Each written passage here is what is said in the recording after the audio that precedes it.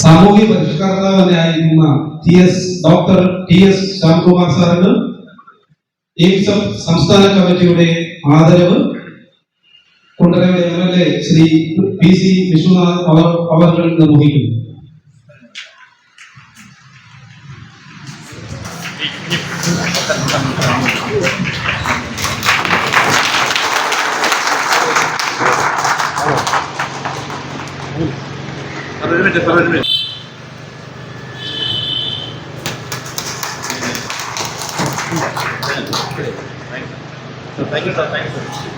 ഐക്യക്കാരുടെ പേര് നോക്കണം എന്ന് ആവശ്യപ്പെട്ടുകൊണ്ട് എയിംസ് നടത്തുന്ന പോരാട്ടത്തിന്റെ കരുത്തേക്കാണ്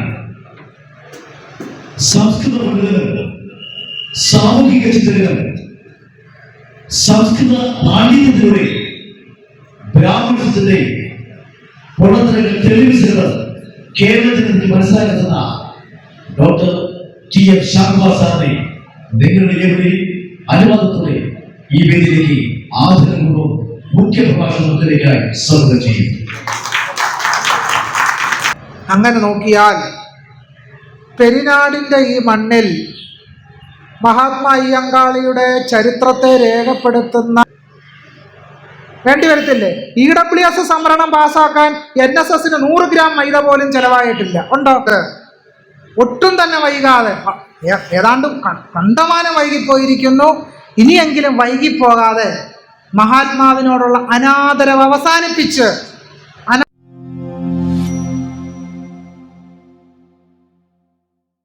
മഹാത്മാ അയ്യങ്കാളിയുടെ മഹനീയമായ ചരിത്രം പ്രകാശിക്കുന്ന പെരിനാടിൻ്റെ വിപ്ലവ ഭൂമിക്ക് എൻ്റെ സ്നേഹം നിറഞ്ഞ നമസ്കാരം.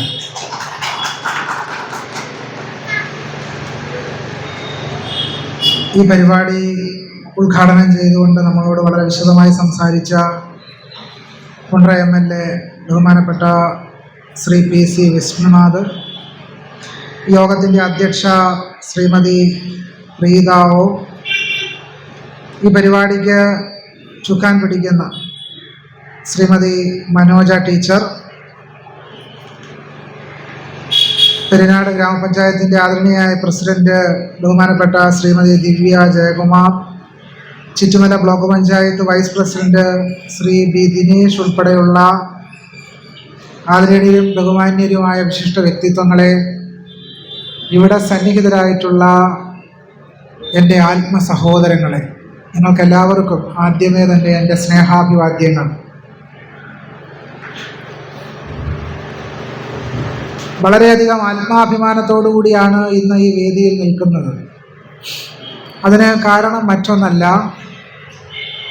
1915 ഒക്ടോബർ 24 പെരിനാട് വിപ്ലവം എന്ന് പറയുന്ന മഹത്തായ വിപ്ലവം പെരിനാടിൻ്റെ മണ്ണിൽ അരങ്ങേറിയത്.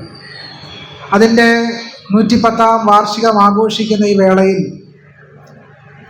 എൻ്റെ ജനതയോടൊപ്പം ഇവിടെ നിൽക്കാൻ കഴിയുന്നു എന്നുള്ളത് വ്യക്തിപരമായി വളരെയധികം ആത്മാഭിമാനമുള്ള ഒരു നിമിഷമാണ്. അതിൻ്റെ ആഹ്ലാദവും അതിൻ്റെ മനസ്സിൽ ഊറിക്കൂടിയ സന്തോഷവും ഏറ്റവും വിനീതമായി ആമുഖമായി തന്നെ രേഖപ്പെടുത്തട്ടെ. ചരിത്രം എന്ന് പറയുന്നത് കേവലം ഒരു സന്ദർഭത്തിൽ അവസാനിക്കുന്നതോ ചരിത്രത്തിൻ്റെ സ്മരണകൾ എവിടെയെങ്കിലും കൈവിടാവുന്ന ഒന്നോ അല്ല.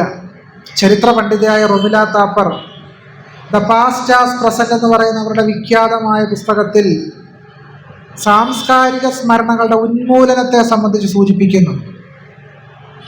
എങ്ങനെയാണ് ഒരു ജനതയുടെ ചരിത്രത്തെ ഇല്ലായ്മ ചെയ്യുന്നത്? ഒരു ജനതയുടെ ചരിത്രത്തെ ഇല്ലായ്മ ചെയ്യാൻ ആ ജനതയുടെ സാംസ്കാരിക അടയാളങ്ങളെ തമസ്കരിച്ചാൽ മാത്രം മതിയാവുമെന്ന് ചരിത്ര പണ്ഡിതയായ റൊമില താപ്പർ നിരീക്ഷിക്കുന്നുണ്ട്. അങ്ങനെ നോക്കിയാൽ പെരിനാടിൻ്റെ ഈ മണ്ണിൽ മഹാത്മാ അയ്യങ്കാളിയുടെ ചരിത്രത്തെ രേഖപ്പെടുത്തുന്ന സാംസ്കാരികമായ ഒരു ബിംബവും ഇല്ല എന്നുള്ളത് കേരള സമൂഹത്തെ തീർത്തും ലജ്ജിപ്പിക്കേണ്ടതാണ് എന്ന് പറയാൻ എനിക്ക് മടിയില്ല. തീർത്തും ലജ്ജിപ്പിക്കേണ്ടതാണ്. ആരാണ് മഹാത്മാ അയ്യങ്കാളി? എന്താണ് അദ്ദേഹത്തിൻ്റെ പ്രവർത്തനങ്ങളുടെ പ്രസക്തി?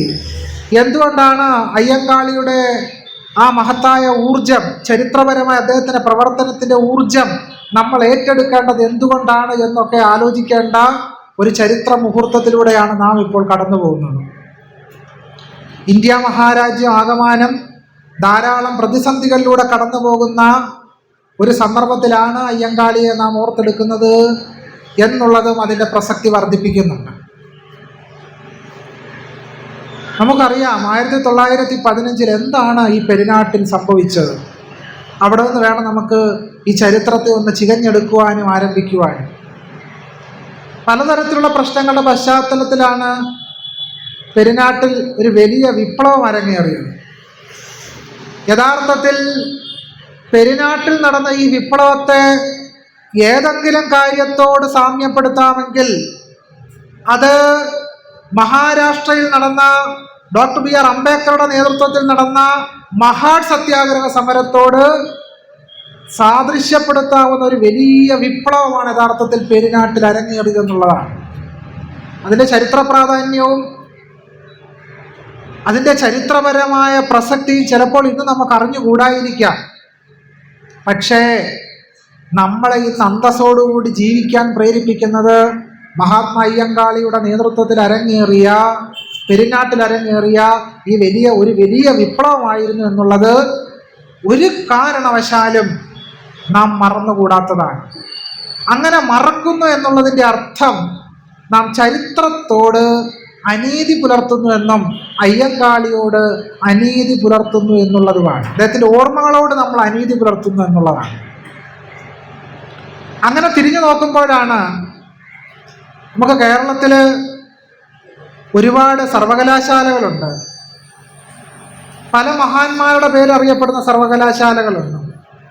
പക്ഷേ ആധുനിക കേരളത്തെ സാധ്യമാക്കിയ, ആധുനിക കേരളത്തിന് അടിസ്ഥാന ശിലപാകിയ മഹാത്മാ അയ്യങ്കാളിയുടെ പേരിൽ ഏതെങ്കിലും ഒരു സർവകലാശാല കേരളത്തിലുണ്ടോ? എന്തുകൊണ്ടാണ് മഹാത്മാ അയ്യങ്കാളിയുടെ പേരിൽ ഒരു സർവകലാശാല ഇല്ലാത്തത്? ഒരു സർവകലാശാലയ്ക്ക്, കേരളത്തിലൊരു സർവകലാശാലയ്ക്ക് മഹാത്മാ അയ്യങ്കാളിയുടെ പേരിടുന്നതിന് എന്താ തടസ്സം? കേരളത്തിൽ പുലയരും പറയരും ഒക്കെയായിട്ട് എത്രമാത്രം ദളിതരുണ്ട്, ലക്ഷക്കണക്കിന് വരുന്ന ദളിതരുണ്ട്. പക്ഷേ മഹാത്മാ അയ്യങ്കാളിയുടെ പേരിടാൻ മാറി മാറി വരുന്ന ഭരണകൂടത്തിന് സാധിക്കുന്നില്ല എന്നുള്ളതാണ് നാം നേരിടുന്ന, ഒരു ജനത ഉള്ള നിലയിൽ നാം നേരിടുന്ന അനീതിയുടെ ഏറ്റവും പ്രധാനപ്പെട്ട ഒരു കാര്യമാണ് മഹാത്മാ അയ്യങ്കാളിയുടെ പേരിൽ ഒരു സർവകലാശാല ഇല്ല എന്നുള്ളത്. മറ്റെല്ലാവരുടെയും പേരിൽ സർവകലാശാലകളുണ്ട്, ഓർമ്മകൾ നിലനിർത്തപ്പെടുന്നു. ഇതാണ് ഞാൻ ആദ്യം സൂചിപ്പിച്ചത്. ചരിത്ര പണ്ഡിതയായ റൊമില താപ്പർ പറയുന്നുണ്ട്, എങ്ങനെയാണ് ഒരു ജനതയുടെ സാംസ്കാരിക ചരിത്രത്തെ ഉന്മൂലനം ചെയ്യാൻ കഴിയുക? അവരുടെ സാംസ്കാരിക ബിംബങ്ങളെ തന്നെ സമ്പൂർണമായി തമസ്കരിച്ചുകൊണ്ടാണ് ഒരു ജനതയുടെ ചരിത്രത്തെ സമ്പൂർണമായി ഉന്മൂലനം ചെയ്യാൻ കഴിയുക.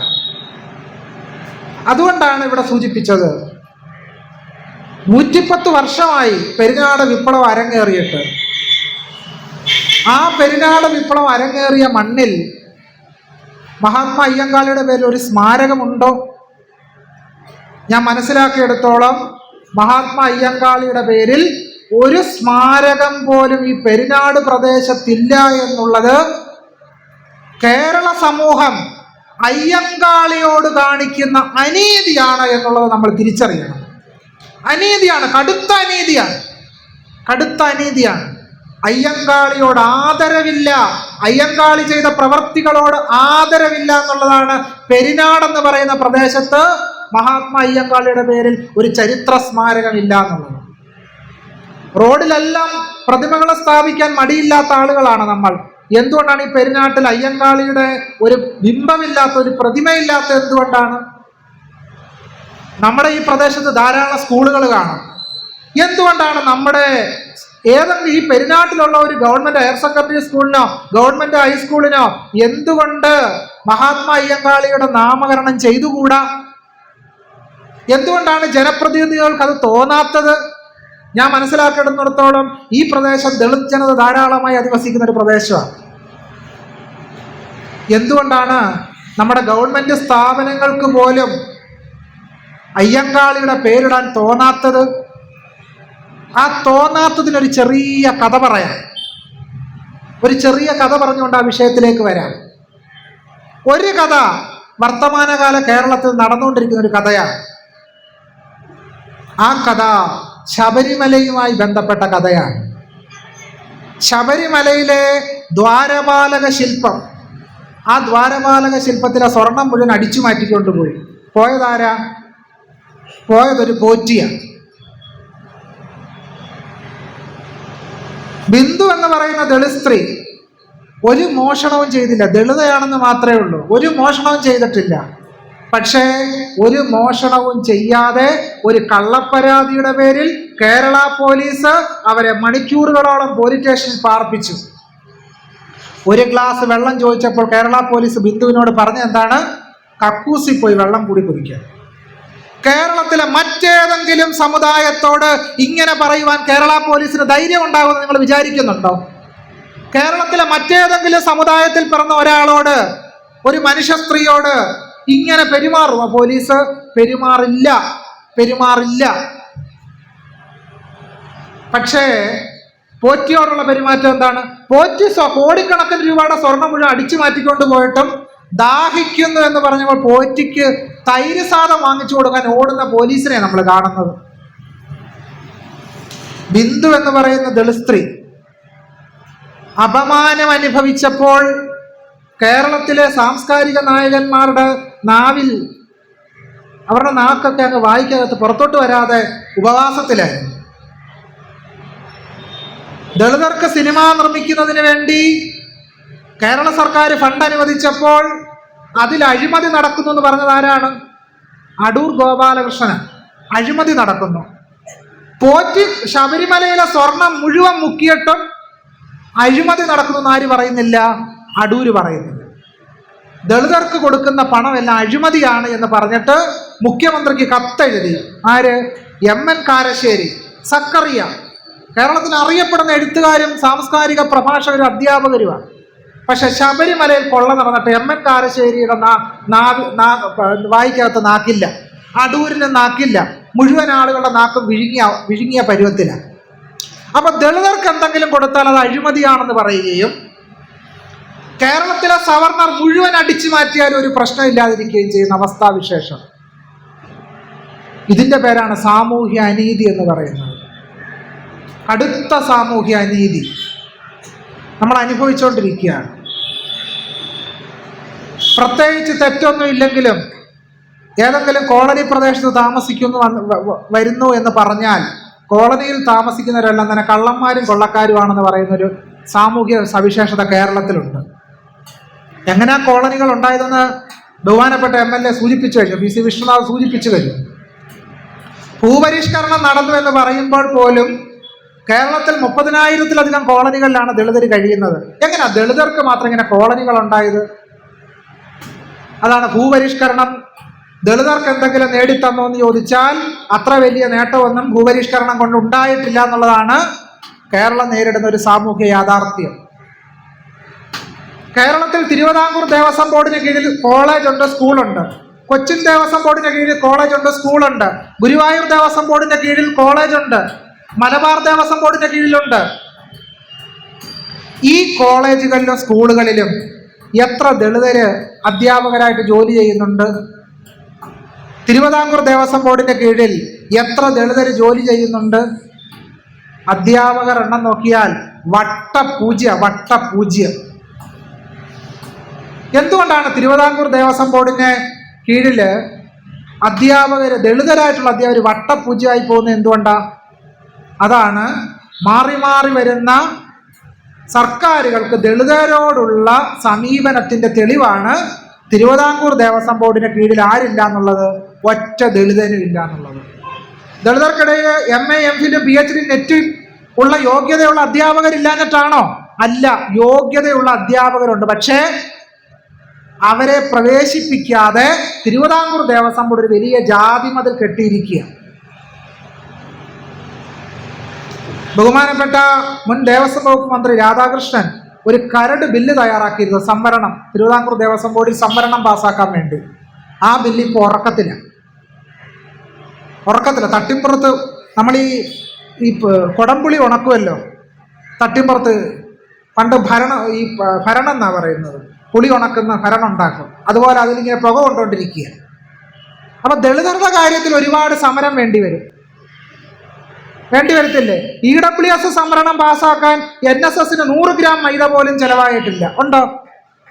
EWS സംവരണം പാസ്സാക്കാൻ NSSനോ മറ്റ് സവർണ സംഘടനകൾക്കോ 100 ഗ്രാം മൈദ ചെലവായിട്ടില്ല. പക്ഷെ ഇപ്പോൾ ഇവിടുത്തെ പൊതുവിടത്തിന് പേരിടാൻ മനോജ ടീച്ചർ ഉൾപ്പെടുന്ന പ്രസ്ഥാനത്തിന് വലിയൊരു പരിപാടി നടത്തേണ്ട അവസ്ഥയാണ്. ഇതാണ് നമ്മുടെ ഗതികേട്. NSSന് ഒന്നും ചെയ്യേണ്ടി വരത്തില്ല, വെറുതെ കസേരപ്പുറത്തിരുന്നാൽ മതി. സംവരണം എടുത്ത് അങ്ങോട്ട് കൊണ്ടു കൊടുക്കും.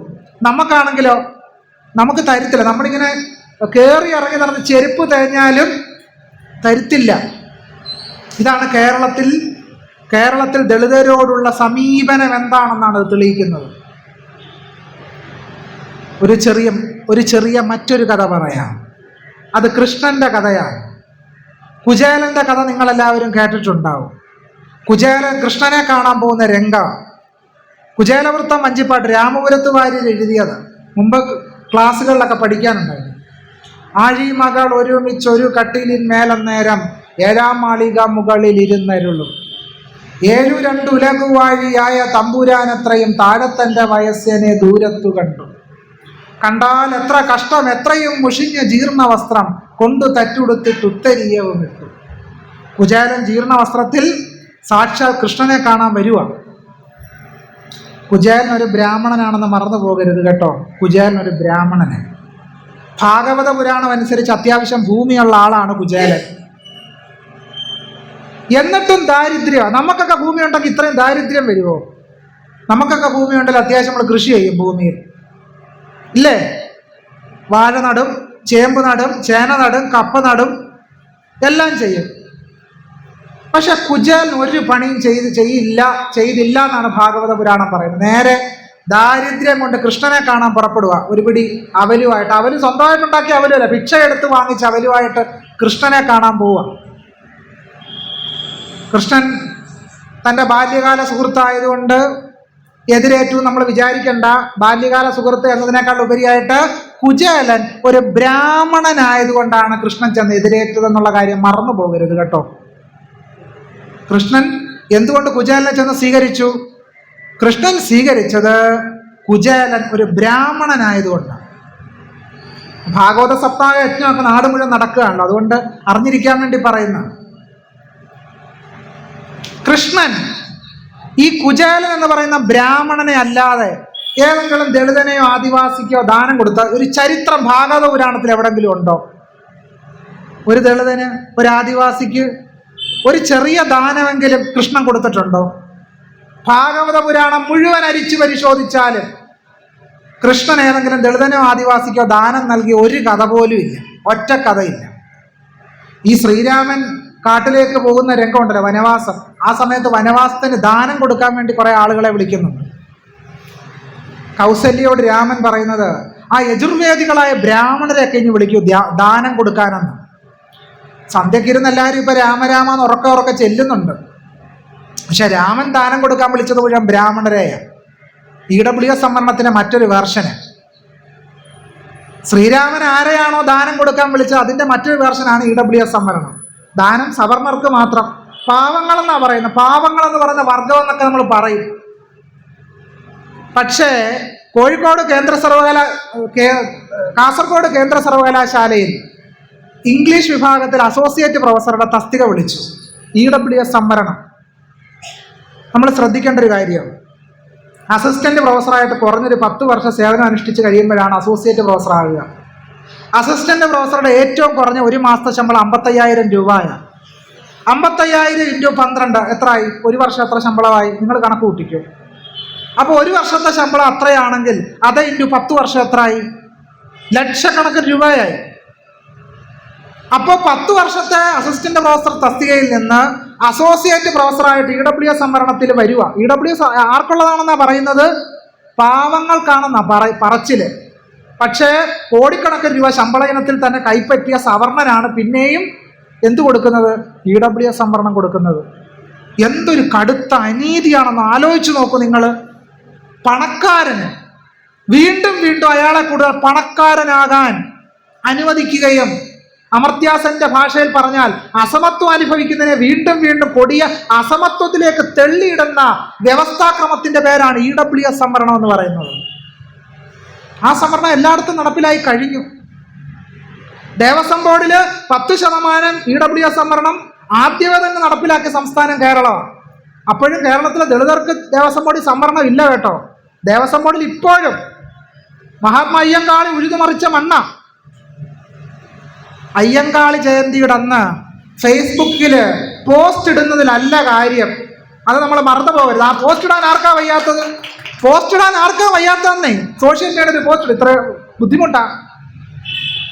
അപ്പം നിങ്ങളുടെ പോസ്റ്റ് ഇടലൊന്നും ഞങ്ങൾ വീഴത്തില്ല. ഞങ്ങളുടെ ജനതയ്ക്ക് അവകാശങ്ങൾ സ്ഥാപിച്ചു കിട്ടണം. ഞങ്ങളുടെ കുട്ടികൾക്ക് മഹാത്മാ അയ്യങ്കാളി സ്വപ്നം കണ്ട എന്താണ്? 10 BA വേണം എൻ്റെ സമുദായത്തിന്. പക്ഷേ ഇന്ന് 100 കണക്കിന് PhD അവർക്ക് എവിടെ ജോലി? എവിടെ ജോലി? കോഴിക്കോട് സർവകലാശാലയിൽ അതിഭീകരമായ സംവരണ അട്ടിമറി നടന്നു. അതിഭീകരമായ സംവരണ അട്ടിമറി. ആ സംവരണ അട്ടിമറിയിലൂടെ ഏറ്റവും കൂടുതൽ ജോലി നഷ്ടപ്പെട്ടത് SC/ST വിഭാഗത്തിന്. ആരെങ്കിലും ചോദിച്ചോ? 2021 ആസൂത്രണ സാമ്പത്തികാര്യ വകുപ്പിന്റെ കണക്ക് തെളിയിക്കുന്നത് കേരളത്തിൽ 50-ലധികം പൊതുമേഖലാ സ്ഥാപനങ്ങളിൽ പട്ടികജാതി പട്ടികവർഗ വിഭാഗങ്ങളുടെ പ്രാതിനിധ്യം വട്ടപൂജ്യമാണെന്ന്. വട്ടപൂജ്യം. കേരള ശാസ്ത്ര സാഹിത്യ പരിഷത്ത് 2.0 പഠനം പുറത്തു വന്നിട്ടുണ്ട്. കേരളത്തിലെ ദളിതർക്ക് സർക്കാർ ഉദ്യോഗത്തിൽ അതിഹീനമായ പ്രാതിനിധ്യ അഭാവം നിലനിൽക്കുന്നു എന്നാണ് കേരള ശാസ്ത്ര സാഹിത്യ പരിഷത്തിന്റെ പഠനം തെളിയിക്കുന്നത്. പരിഷത്തിന്റെ മറ്റൊരു കണക്ക് പറയുന്നത് എന്തെന്നറിയാമോ? കേരളത്തിലെ മുന്നോക്കക്കാരുടെ വോട്ട് മുഴുവൻ BJPക്കാണെന്നാണ് ശാസ്ത്ര സാഹിത്യ പരിഷത്തിന്റെ പഠനം പറയുന്നത്. എന്നിട്ടും നമ്മൾക്ക് പ്രേമം ആരോടാ?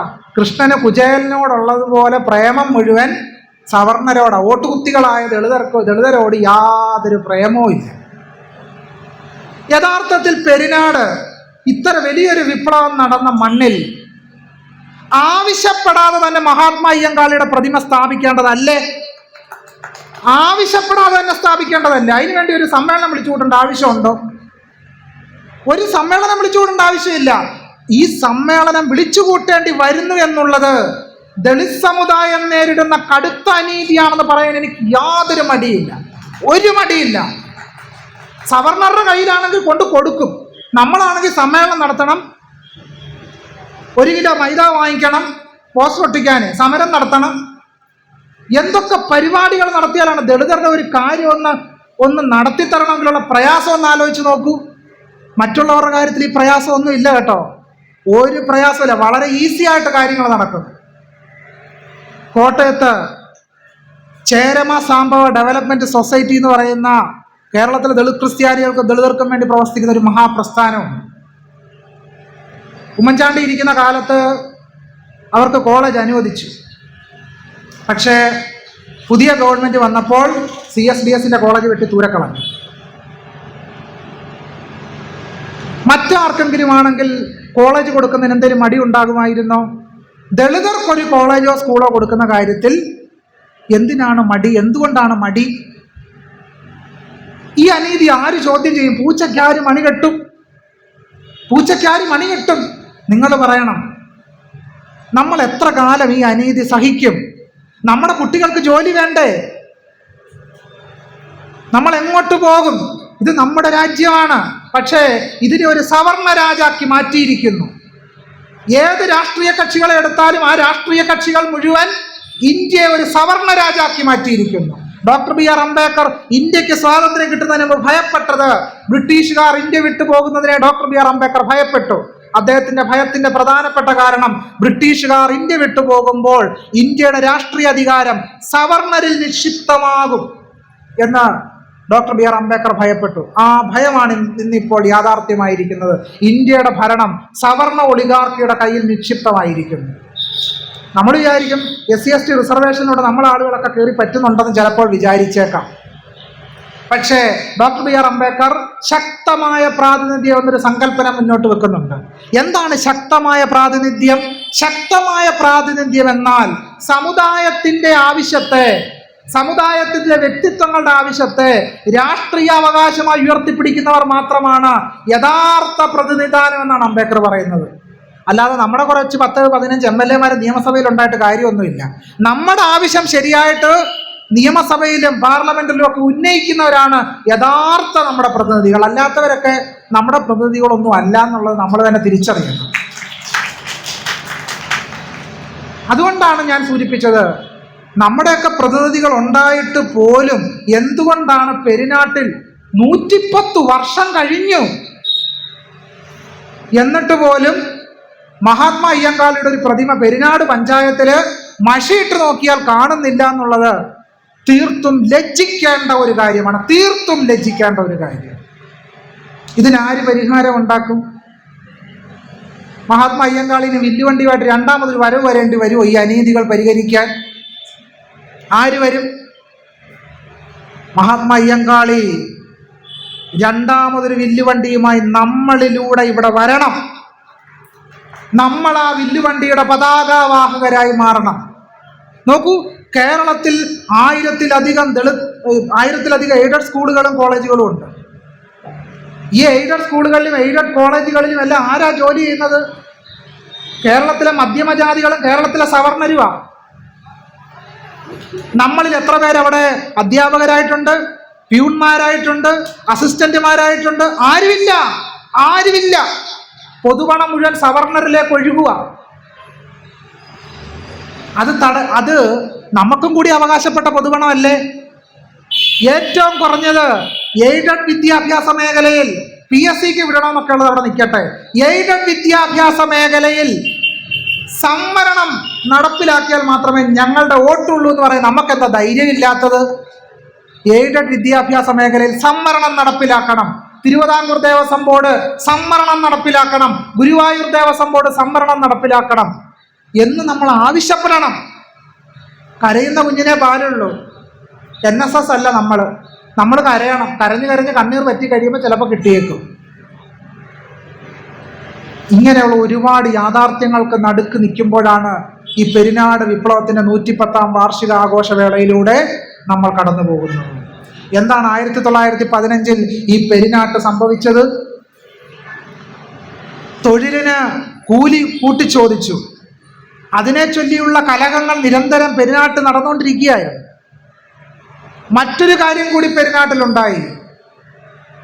അത് ഊരൂട്ടമ്പലത്തിലും തിരുവനന്തപുരത്തിന്റെ വ്യത്യസ്ത പ്രദേശങ്ങളിലും ഒക്കെ തന്നെ മഹാത്മാ അയ്യങ്കാളിയുടെ നേതൃത്വത്തിൽ ജാതിയുടെ അടയാളങ്ങളായിരുന്ന കല്ലയും മാലയും ബഹിഷ്കരിച്ചുകൊണ്ട് സ്ത്രീകൾ അന്തസ്സായിട്ട് റോഡിലൂടെ നടക്കാൻ തുടങ്ങി. അത് ഈ പെരിനാട്ടിലെ സവർണ മാടമ്പിമാർ അംഗീകരിച്ചില്ല. കല്ലയും മാലയും അറുത്തു കളഞ്ഞ സ്ത്രീകളെ ഉപദ്രവിക്കാൻ തുടങ്ങി. ഈ പെരിനാട്ടിലാണ് കല്ലയും മാലയും ഉപേക്ഷിച്ച പുലയ സമുദായത്തിൽപ്പെട്ട ഒരു സ്ത്രീയുടെ ചെവി അറുത്ത് കളഞ്ഞത്. നമ്മൾ മറന്നു പോകരുത്. ഈ പെരിനാട്ടിലാണ് കല്ലയും മാലയും ഉപേക്ഷിച്ച ഒരു പുലയ സ്ത്രീയുടെ ചെവി അറുത്ത് കളഞ്ഞത്. ഏകലവ്യന്റെ വിരലറുത്ത് മാറ്റിയ ദ്രോണരുടെ ചരിത്രം നമ്മൾ ഓർക്കണം. ആ കഥ ചരിത്രമല്ല, അതൊരു കഥയാണ്. സത്യത്തിൽ ഇന്നത്തെ സവർണ ഒളിഗാർക്കിക്കൽ ഭരണം മറ്റൊരു ദ്രോണരായി മാറിയിരിക്കുക. ഇപ്പോൾ നമ്മുടെ പെരുവിരൽ അർത്ഥതിരിക്കുന്നത് എങ്ങനെയാ? എയ്ഡഡ് സ്ഥാപനങ്ങളിൽ സംവരണം നടപ്പിലാക്കാതെയും തിരുവിതാംകൂർ ദേവസ്വം ബോർഡിന്റെ സ്ഥാപനങ്ങളിൽ സംവരണം നടപ്പിലാക്കാതെയും നമ്മുടെ പെരുവിരൽ അറുത്തെടുത്തിരിക്കുന്നു അഭിനവ ദ്രോണന്മാർ. ഈ ദ്രോണന്മാരെ നമ്മൾ മറന്നു പോകരുത്. ഞാൻ രണ്ടാമത് പറഞ്ഞ കഥയിലേക്ക് തിരിച്ചു വരാം.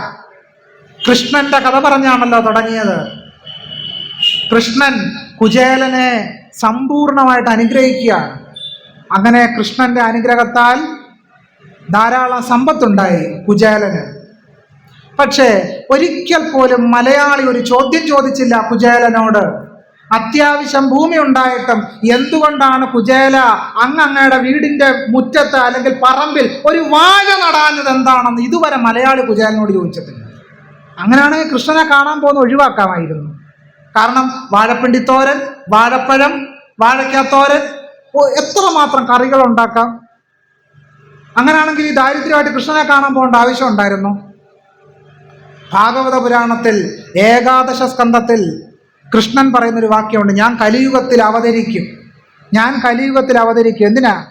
പെരുന്നാട്ടിലുള്ള ദളിതരെ രക്ഷിക്കാൻ വേണ്ടിയാ. തെറ്റിദ്ധാരണയൊന്നും വേണ്ട കേട്ടോ, പുള്ളിക്കാരൻ വളരെ വ്യക്തമായിട്ട് പറഞ്ഞിട്ടുണ്ട്, ജാതി വ്യവസ്ഥയെ പണ്ടേ പോലെ പുനഃസ്ഥാപിക്കാൻ ഞാൻ അവതരിക്കും. എന്താണ് ഭാഗവത പുരാണത്തിൽ ഏകാദശ സ്കന്ധത്തിൽ കൃഷ്ണൻ ഉദ്ധവരോട് പറയുന്ന എന്താണ്? ജാതി വ്യവസ്ഥയെ, വർണ്ണാശ്രമധർമ്മത്തെ പണ്ടേ പോലെ പുനഃസ്ഥാപിക്കാൻ ഞാൻ അവതരിക്കുമെന്നാണ് സാക്ഷാൽ കൃഷ്ണൻ ആരോട് പറഞ്ഞത്? ഉദ്ധവരോട് പറഞ്ഞത്. നമ്മൾ കണി കാണേണ്ടത് ആരെയാണെന്നൊന്ന് ആലോചിച്ച് പോകണം കേട്ടോ, ഇല്ലെങ്കിൽ സംഗതി എല്ലാം വശപ്പശകാവുകയും. ജാതി വ്യവസ്ഥയെ പണ്ടേ പോലെ പുനഃസ്ഥാപിക്കാൻ വരുന്ന കക്ഷിയെ കണി കാണണോ, അതോ ഈ ചിത്രത്തിൽ ഇരിക്കുന്ന അയ്യങ്കാളിയാണോ കളി കാണേണ്ടത് നമ്മൾ ആലോചിക്കണം. ഈ താമരപ്പൂവിനകത്തിരിക്കുന്ന ലേഡിയാണ് വിദ്യാഭ്യാസം പ്രദാനം ചെയ്ത് നമ്മളൊക്കെ തെറ്റിദ്ധരിക്കുന്നുണ്ടല്ലോ. വീണയും വായിച്ച് താമരപ്പൂവിനകത്തിരിക്കുന്ന ഒരു കക്ഷിയുണ്ട്, ആ കക്ഷിയല്ല വിദ്യാഭ്യാസം പ്രദാനം ചെയ്തത്. ഈ ചിത്രത്തിൽ കാണുന്ന മഹാധീരനായ അയ്യങ്കാളിയാണ് കേരളത്തിലെ ദളിതർക്ക് വിദ്യാഭ്യാസത്തിനുള്ള അവകാശം പ്രദാനം ചെയ്തത്. ഈ മഹാധീരനായ മനുഷ്യനില്ലായിരുന്നുവെങ്കിൽ കേരളത്തിലെ ദളിതർക്ക് സ്കൂളിൽ ചവിട്ടാൻ കഴിയുമായിരുന്നില്ല. അന്ന് ഈ താമരപ്പൂവിനകത്തിരിക്കുന്ന കക്ഷി എവിടെ ആയിരുന്നു? ഈ താമരപ്പൂവിനകത്തിരിക്കുന്ന ഒരു കക്ഷിയും നമ്മളെ അനുഗ്രഹിച്ചിട്ടില്ല കേട്ടോ. കേരളത്തിലെ ദളിതരെയും ആദിവാസികളെയും ഈ താമരപ്പൂവിനകത്തിരിക്കുന്ന ഒരു കക്ഷികളും അനുഗ്രഹിച്ചിട്ടില്ല. അവരെ അനുഗ്രഹിച്ചത് മുഴുവൻ ഇന്ത്യയിലെ ബ്രാഹ്മണരെ. നമ്മളെ രക്ഷിച്ചത് മഹാത്മാ അയ്യങ്കാളിയാണ്. ഗോപാലദാസന്റെ നേതൃത്വത്തിലാണ് പെരിനാട്ട് വലിയ വിപ്ലവം നടന്നത്. ആ ഗോപാലദാസനെ നമ്മൾ ആരെങ്കിലും ഓർക്കുന്നുണ്ടോ? സത്യത്തിൽ ഈ പെരിനാട് വിപ്ലവത്തിന് നേതൃത്വം വഹിച്ച ഗോപാലദാസന്റെ ഒരു പ്രതിമ യഥാർത്ഥത്തിൽ പെരിനാട്ടിൽ വേണ്ടതല്ലേ? വെള്ളിക്കര ചോതി ഈ പെരിനാട്ടിൽ വന്നിരുന്നു. എത്രയോ മഹാന്മാരുടെ പാദസ്പർശത്താൽ ചരിത്രപരമായി ഉയർന്നു നിൽക്കേണ്ട ഇന്ത്യയിൽ തന്നെ ഇത്രയും ചരിത്ര പ്രാധാന്യമുള്ളൊരു ഭൂമിയുണ്ടോ എന്ന് എനിക്ക് സംശയമാണ്. അംബേദ്കറുടെ മഹത്തായ വിപ്ലവം നടന്ന മഹാട് പോലെ ചരിത്രപരമായ, അങ്ങേയറ്റത്തെ ചരിത്രപരമായ പ്രാധാന്യമുള്ളൊരു സ്ഥലമാണ് പെരിനാട് എന്ന് പറയുന്ന സ്ഥലം. കാരണം വെള്ളിക്കര ചോതിയും മഹാത്മാ അയ്യങ്കാളിയും ഗോപാലദാസനും വിശാഖൻ ദേവനും ഒക്കെ തന്നെ നേതൃത്വം വഹിച്ച മഹത്തായ പോരാട്ടത്തിന്റെ ചരിത്രഭൂമികയാണ് പെരിനാട്. അതുകൊണ്ട് ഇവിടെ ജീവിക്കുന്ന നമ്മള് ആ ചരിത്രപരമായ ഓർമ്മയുടെ പിന്തുടർച്ച അവകാശികളാണ് എന്നുള്ളത് മറന്നു പോകരുത്. പെരിനാട്ടില് ആദ്യമായിട്ട് യോഗം നടക്കുമ്പോൾ പ്രാർത്ഥനയ്ക്ക് എഴുന്നേറ്റ വിശാഖൻ ദേവന്റെ കാലുകൾ ഇരുമ്പ് വടി കൊണ്ട് തല്ലി ഒടിക്കുകയാണ് ചെയ്തത് സവർണ മേധാവികൾ. കല്ലയും മാലയും ഉപേക്ഷിച്ചെറിഞ്ഞതിന്റെ പേരിൽ ഈ പെരിനാട്ട പുലയ സ്ത്രീകളെ അധിക്ഷേപിക്കുകയും മാനഭംഗപ്പെടുത്താൻ ശ്രമിക്കുകയും അവരുടെ കുടിലുകൾ, താമസ സ്ഥലങ്ങൾ അഗ്നിക്കിരയാക്കുകയും ചെയ്തു. ഈ പെരിനാട്ടിൽ ഒരാഴ്ചയോളം കാലമാണ് ഈ പെരിനാട്ടിൽ ആ കലാപം നീണ്ടത്. ഒരാഴ്ചയോളം. ഗോപാലദാസൻ ഈ വിവരം മഹാത്മാ അയ്യങ്കാളിയെ തിരുവനന്തപുരത്ത് വെങ്ങാനിൽ പോലെ അറിയിക്കുകയാണ്. ഇവിടെ പ്രശ്നം നടക്കുകയാണ് പെരിനാട്ടിൽ, അങ്ങൊന്ന് വരണം. നമ്മൾ പൊതുവെ മഹാത്മാ അയ്യങ്കാളിയെ അടയാളപ്പെടുത്തിയിരിക്കുന്നത് ഒരു വില്ലാളി വീരനായിട്ടാണ്. തീർച്ചയായിട്ടും അദ്ദേഹം മഹാവീരൻ തന്നെയാണ്. പക്ഷേ അതോടൊപ്പം തന്നെ നമ്മൾ മനസ്സിലാക്കേണ്ട ഒരു കാര്യം, കേരളത്തിൽ പെരിനാട് വിപ്ലവം നൽകുന്ന ഒരു ചരിത്രം എന്ന് പറയുന്ന, ആ ചരിത്രത്തിന്റെ ഓർമ്മ എന്ന് പറയുന്നത് കേരളത്തിലെ ഏറ്റവും വലിയ ജ്ഞാനപരമായ സമാധാനത്തിന്റെ ഉന്നതമായ ദൂതുയർത്തിപ്പിടിച്ച ആളാണ് മഹാത്മാ അയ്യങ്കാളി. കേരളത്തിൽ സമാധാനത്തിന്റെ ഒരു ചരിത്രം പരിശോധിക്കുകയാണെങ്കിൽ ആ സമാധാനത്തിന്റെ ചരിത്രത്തിൽ തങ്കലിപികളാൽ എഴുതി വെക്കേണ്ട പേരാണ് മഹാത്മാ അയ്യങ്കാളി എന്നുള്ളത്. കാരണം എന്താ? ഇവിടെ വലിയ കലഹങ്ങൾ പുലയർക്കെതിരായി നായന്മാർ നടത്തി വന്നപ്പോൾ ആ കലഹം, ആ ഹിംസ അവസാനിപ്പിക്കുന്നതിന് വേണ്ടി മുൻകൈയെടുത്ത് കൊല്ലം മൈതാനത്ത് വലിയൊരു മീറ്റിംഗ് വിളിച്ചത് ആരാണ്? മഹാത്മാ അയ്യങ്കാളിയാണ്. സത്യത്തിൽ ആ മൈതാനത്തിന് ആരുടെ പേരാണ് ഇടേണ്ടത്? ആരുടെ പേരാണ് ആ മൈതാനത്തിന് ഇടേണ്ടത്? മഹാത്മാ അയ്യങ്കാളിയുടെ പേരല്ലേ ആ മൈതാനത്തിനിടേണ്ടത്. പക്ഷെ ഇന്ന് ആ മൈതാനം ആരുടെ പേരിൽ അറിയപ്പെടുന്നത്? ഇങ്ങനെയാണ് കേരളത്തില് ദളിതരുടെ ചരിത്രമൊക്കെ പൂഴ്ത്തി പൂഴ്ത്തി പൂഴ്ത്തി പൂഴ്ത്തി വെക്കുന്നത്. കേരളത്തിലെ ദളിതർ അഭിമാനിക്കേണ്ട ഒരു ജനതയാണ്. കാരണം മഹാത്മാ അയ്യങ്കാളിയെ സംഭാവന ചെയ്തൊരു ജനതയാണ് നമ്മൾ. ഡോക്ടർ ബി ആർ അംബേദ്കറെ സംഭാവന ചെയ്തൊരു ജനതയാണ് നമ്മൾ. പൊയ്കയിൽ അപ്പച്ചനെ സംഭാവന ചെയ്തൊരു ജനതയാണ് നമ്മൾ. കാവാരിക്കുളം കണ്ടൻ കുമാരനെ സംഭാവന ചെയ്തൊരു ജനതയാണ് നമ്മൾ. കേരളത്തിന്റെ നവോത്ഥാനം എന്ന് പറയുന്നത് മുകളിൽ നിന്ന് താഴോട്ടിറങ്ങി വന്നല്ല, താഴെ നിന്നും മുകളിലേക്ക് പടർന്നതാണ്. എന്ന് പറഞ്ഞാൽ കേരളത്തിന്റെ നവോത്ഥാനം എന്ന് പറയുന്നത് അടിത്തട്ട് ജനത സൃഷ്ടിച്ചതാണ്. കേരളത്തിന്റെ നവോത്ഥാനം എന്ന് പറയുന്നത് ഇന്ന് കേരളത്തെ ആധുനിക കേരളമാക്കുന്നത് എന്താണ്? അത് മഹാത്മാ അയ്യങ്കാളി നടത്തിയ പോരാട്ടമാണ്. വില്ലുവണ്ടി ഇല്ലായിരുന്നുവെങ്കിൽ എന്താകുമായിരുന്നു കേരളത്തിന്റെ ഒരു അവസ്ഥ? കേരളത്തിൽ എങ്ങനെയാണ് ഒരു പൊതുവഴി ഉണ്ടായത്? അതിനുമുമ്പ് മനുഷ്യരൊക്കെ എങ്ങനെ നടന്നത്? കേരളത്തിൽ ഒരു പൊതുവഴി ഉണ്ടായിരുന്നില്ല. കേരളത്തിൽ പൊതുവഴി ഉണ്ടാക്കിയത് ആരാണ്? മഹാത്മാ അയ്യങ്കാളിയാണ്. കേരളത്തിൽ പൊതുവിദ്യാലയങ്ങൾ ഉണ്ടാക്കിയത് ആരാണ്? കേരളത്തിൽ പൊതുവിദ്യാലയങ്ങൾ സൃഷ്ടിച്ചെടുത്തത് മഹാത്മാ അയ്യങ്കാളിയാണ്. അദ്ദേഹം ശംഖുമുഖത്തും തിരുവനന്തപുരത്തും ഒക്കെ വിദ്യാലയങ്ങൾ ആരംഭിച്ചു, നിശാ പാഠശാലകൾ ആരംഭിച്ചു. പി സി വിഷ്ണുനാഥ് ഇവിടെ സൂചിപ്പിച്ചൊരു കാര്യമുണ്ട്. പ്രജാസഭയിൽ ആദ്യത്തെ പ്രസംഗത്തിൽ തന്നെ മഹാത്മാ അയ്യങ്കാളി ആവശ്യപ്പെട്ടത് എൻ്റെ സമുദായത്തിന് ഭൂമി വേണമെന്ന്, പുതുവൽ ഭൂമികൾ വേണമെന്ന് ആവശ്യപ്പെട്ടത്. നമ്മളെയൊക്കെ ഇപ്പോൾ ഫ്ലാറ്റിനകത്ത് അടച്ചു പൂട്ടാനാണ് ഉദ്ദേശം. നമുക്കാർക്കും ഭൂമി വേണ്ട, ഫ്ലാറ്റിനകത്ത് കഴിഞ്ഞാൽ മതി എന്നുള്ള അവസ്ഥാവിശേഷം. നമുക്കാർക്കും എയ്ഡഡ് സ്കൂളിലും എയ്ഡഡ് കോളേജിലും ജോലി വേണ്ട. ഏറ്റവും കൂടുതൽ തൊഴിൽ നൽകുന്ന മേഖല ലോട്ടറി ആയത് കാരണം നമ്മളൊക്കെ അങ്ങ് ലോട്ടറി വിൽപ്പനക്കാരായാൽ മതി എന്നുള്ള ഭാഷ്യത്തിലാണ് കാര്യങ്ങളുടെ കിടപ്പുവശം. അതുകൊണ്ട് നമുക്ക് ലോട്ടറി വിൽപ്പന അല്ല വേണ്ട. നമുക്ക് ആവശ്യം, നമ്മുടെ വിദ്യാർത്ഥികൾക്ക് എന്താ ആവശ്യം? നമ്മുടെ വിദ്യാർത്ഥികൾക്ക് മഹാത്മാ അയ്യങ്കാളി സങ്കല്പിച്ചതുപോലെ ആയിരക്കണക്കിന് BA-ക്കാരും ആയിരക്കണക്കിന് MA, MPhil, PhD-ക്കാരും ഉണ്ടായി വന്ന ഒരു സമുദായമാണ്. ആ സമുദായത്തിന് ആവശ്യം എന്താണ്? വിദ്യാഭ്യാസ സ്ഥാപനങ്ങളിൽ ജോലിയിൽ പ്രവേശനം വേണം. സത്യത്തിൽ ഒരു രണ്ടാം വില്ലുവണ്ടി സമരം നമ്മൾ നടത്തേണ്ടി വരും. അത് തിരുവിതാംകൂർ ദേവസ്വം ബോർഡിന്റെ ആസ്ഥാനത്തേക്ക് നമ്മൾ നടത്തണം. കാരണം എന്താ? നമുക്കവിടെ സംവരണം ഇല്ല. പൊതുവിദ്യാഭ്യാസ മേഖല സമ്പൂർണ്ണമായിട്ട് സവർണർക്ക് തീരെഴുതിയിരിക്കുക. നമ്മൾ വിദ്യാഭ്യാസത്തിന് സൂചിക എടുക്കുമ്പോൾ കേരളം ഏറ്റവും മുൻപന്തിയിലാണെന്ന് നമ്മൾക്ക് തോന്നും. തീർച്ചയായിട്ടും മുൻപന്തിയിലാണ്. പക്ഷേ അത് ദളിതരെ ആദിവാസികളെ പുറന്തള്ളിക്കൊണ്ടാണെന്ന് മാത്രമേ ഉള്ളൂ. കാരണം പൊതുപണത്തിൽ നമുക്ക് യാതൊരു പങ്കുമില്ല. PSC വഴിയുള്ള തുച്ഛമായ ചില നിയമനങ്ങൾ കിട്ടുകയാണെങ്കിൽ മാത്രം. നോക്കൂ, കോട്ടയം ജില്ലയുടെ ഒരു കണക്ക് മാത്രം ഞാൻ പറയാം. കോട്ടയം ജില്ലയിൽ നാട്ടകത്ത് മാത്രം ഒരു ഗവൺമെന്റ് കോളേജ് ഉള്ളത്. ബാക്കി 34 കോളേജും എയ്ഡഡ് കോളേജുകളാണ്. അപ്പൊ കേരളത്തില് കോട്ടയം ജില്ലയിലുള്ള ആരെങ്കിലും അപ്ലൈ ചെയ്യുകയാണെങ്കിൽ, അല്ലെങ്കിൽ വ്യത്യസ്ത നമ്മുടെ ഈ സംസ്ഥാനത്ത് തന്നെ ആരെങ്കിലും PSCക്ക് അപ്ലൈ ചെയ്താൽ കോട്ടയം ജില്ലയിലെ നാട്ടകത്ത് മാത്രമേ നമുക്ക് നിയമനമുള്ളൂ ഏതെങ്കിലും സബ്ജക്റ്റ്. ബാക്കി 34 കോളേജിൽ നമുക്ക് പ്രവേശനം ഉണ്ടോ? ഇല്ല, ഇല്ല. സ്ത്രീ ക്രിസ്ത്യാനികളുടെ കോളേജിൽ നമുക്ക് പ്രവേശനം ഉണ്ടോ? ഇല്ല. ഇതെല്ലാം പൊതുപണം ഒഴുകുന്ന മേഖലയാണ്. ഇങ്ങനെ അതിഭീകരമായ അനീതി നമ്മൾ അനുഭവിക്കുക. സുപ്രീം കോടതിയുടെ ചരിത്രം ഒന്ന് പരിശോധിക്കണം. സുപ്രീം കോടതിയുടെ ചരിത്രത്തിൽ 272 സുപ്രീം കോടതി ജഡ്ജിമാരുണ്ടായിട്ടുണ്ട്. ഈ സുപ്രീം കോടതി ജഡ്ജിമാരിൽ 252 പേരും സവർണര്. ഒരു ആദിവാസി മാത്രം ഇത്രയും കാലത്തിനിടയിൽ സുപ്രീം കോടതിയിൽ ജഡ്ജി ആയിട്ടുള്ളത്. ഒറ്റ ആദിവാസി.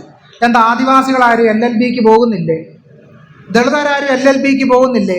എന്നിട്ട് എന്തുകൊണ്ടാണ് സുപ്രീം കോടതിയിൽ നമ്മുടെ പ്രാതിനിധ്യം ഇല്ലാത്തത്? ഇതൊരു പോറ്റിയുടെ കോടതിയായിട്ട് നിലനിൽക്കുക. ഇത് പോറ്റിയുടെ കോടതി ആയതുകൊണ്ടാണ് ചീഫ് ജസ്റ്റിസ് BR ഗവായിക്ക് നേരെ ഷൂ എറിഞ്ഞത്. ജസ്റ്റിസ് കർണൻ എന്തോ പറഞ്ഞതിന്റെ പേരിൽ അദ്ദേഹത്തെ പിടിച്ച് ജയിലിലിട്ടു ഇല്ലേ? ചീഫ് ജസ്റ്റിസ് BR ഗവായിക്ക് നേരെ ഷൂസ് എറിഞ്ഞിട്ട് ബാക്കിയുള്ള സുപ്രീം കോടതി ജഡ്ജിമാരുടെ നാവ് എവിടെ പോയി? അവരൊക്കെ എന്തെങ്കിലും ഒരു അക്ഷരമെങ്കിലും മിണ്ടിയോ? മിണ്ടില്ല. അതാണ് സുപ്രീം കോടതിയിലെ ബാക്കി ജഡ്ജിമാരൊക്കെ കൊണ്ടു നടക്കുന്ന തനി ജാതീയത. ജസ്റ്റിസ് കർണൻ എന്തോ പറഞ്ഞതിന്റെ പേരിൽ കോടതി അലക്ഷ്യമാണെന്ന് കണ്ടെത്തി അദ്ദേഹത്തെ പിടിച്ച് ജയിലിലടച്ചു.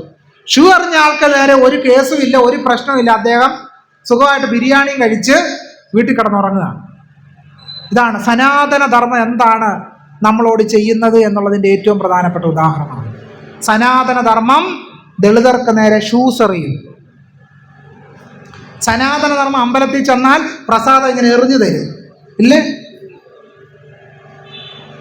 ഇന്നും തൊട്ടുകൂടായ്മ മാറിയിട്ടുണ്ടോ? ഇല്ല. ഇന്നും നമ്മുടെ ജനതയോട് എങ്ങനെയാണ് മറ്റുള്ളവർ പെരുമാറുന്നത്? അടിമ മനോഭാവം ഇന്നും മാറിയിട്ടില്ല പൂർണ്ണമായിട്ടും. കേരളത്തിലെ ക്ഷേത്രങ്ങൾ ജാതി വ്യവസ്ഥയുടെ ഒരു പ്രധാനപ്പെട്ട ഈറ്റില്ലമായി മാറിത്തീർന്നിരിക്കുന്നു. നമ്മൾ പോലും ഇപ്പം നമുക്ക് കുറച്ച് പണം ഉണ്ടായാൽ നമ്മൾ ആദ്യം ഇപ്പം ചെയ്യാൻ പോകുന്നത് എന്താ? എനിക്ക് സംശയമൊന്നുമില്ല, നമ്മൾ ആദ്യം ചെയ്യാൻ പോകുന്ന ഭാഗവത സപ്താഹ യജ്ഞം നടത്തും. എന്നാൽ നമ്മൾ ആരെങ്കിലും ആലോചിക്കുന്നുണ്ടോ ഒരു 10-90 ലക്ഷം പിടിച്ച് നമുക്ക് നമ്മുടെ സമുദായത്തിനൊരു സ്കൂൾ തുടങ്ങാം എന്ന് ചിന്തിക്കുന്ന എത്ര പേരുണ്ട് ഇവിടെ? നമ്മളെല്ലാവരും കൂടെ ആലോചിക്കുന്നത് പെട്ടെന്നൊരു അമ്പലം പണിയാവുന്നതായിരിക്കും. അമ്പലം കൊണ്ട് എന്ത് കാര്യം? മഹാത്മാ അയ്യങ്കാളി അമ്പലം പണിയുക അല്ല ചെയ്തത് കേട്ടോ, മറന്നു പോകരുത്. അയ്യങ്കാളി ചെയ്തത് സാമൂഹ്യ നീതിക്കുമായിട്ടുള്ള പോരാട്ടങ്ങൾ നടത്തുക ചെയ്തത്. അമ്പലങ്ങളിലിരിക്കുന്ന ദൈവങ്ങൾ മുഴുവൻ പൂണൂലിട്ട ദൈവങ്ങളാണ്. നമുക്കാർക്കെങ്കിലും പൂണൂലുണ്ടോ? നമുക്കാർക്കും പൂണൂലില്ല. അപ്പൊ പൂണൂലിട്ട ദൈവങ്ങൾ ആരുടെ ദൈവമാണ്? പൂണൂലിട്ട ദൈവം ബ്രാഹ്മണരുടെ ദൈവമാണ്. നമ്മളാരും പൂണൂലിട്ടിട്ടില്ല. അതിൻ്റെ അർത്ഥം എന്താ? പൂണൂലിട്ട ദൈവങ്ങൾ നമ്മൾ ചെന്ന് തൊഴുന്നു എന്നതിൻ്റെ അർത്ഥം ബ്രാഹ്മണനെ തന്നെ തൊഴുന്നു എന്നാണ്. കർക്കിടക മാസമായി ഇപ്പം നമ്മളും രാമായണം വായിക്കാൻ തുടങ്ങിയിട്ടുണ്ട്, അല്ലേ? വെളിച്ചെണ്ണയുടെ വില 420 മുകളിലാണ്. ആ വെളിച്ചെണ്ണ എള്ളെണ്ണയുടെ വില അത്രയും തന്നെ വരും. അതും വാങ്ങിച്ചുകൊണ്ട് വന്ന് വിളക്ക് കത്തിച്ച് വായിക്കുന്ന എന്താ? കാരണഭൂതന്മാരാം ബ്രാഹ്മണരുടെ ചരണാരുണാംബുജലീനപാം സുസഞ്ചയം മമ ജയതോ ദർപ്പണത്തിൻ്റെ മാലിന്യമത് തീർത്ത് ചേതസീതളിഞ്ഞിടുവാൻ വണങ്ങുന്നേൻ. കർക്കിടമാസം തുടങ്ങിയാൽ പിന്നെ മീനില്ല, ഇറച്ചിയില്ല. എല്ലാ ദിവസവും പച്ചക്കറി കടക്കാരന് ബഹുകേമം, സാമ്പാർ പോലനും അവിയല്ല പിന്നെ വീട്ടിൽ.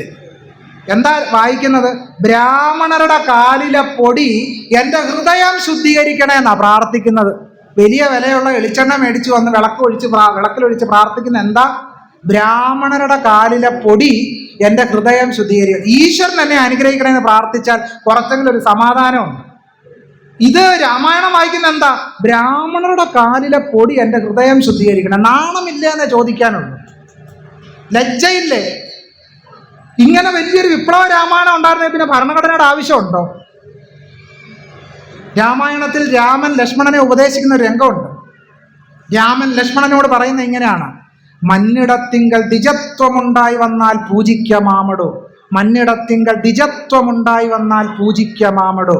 ലക്ഷ്മണനോട് രാമൻ പറയുകയാണ്, അല്ലയോ ലക്ഷ്മണ, നിനക്ക് എന്നെ പൂജിക്ക. എപ്പോ?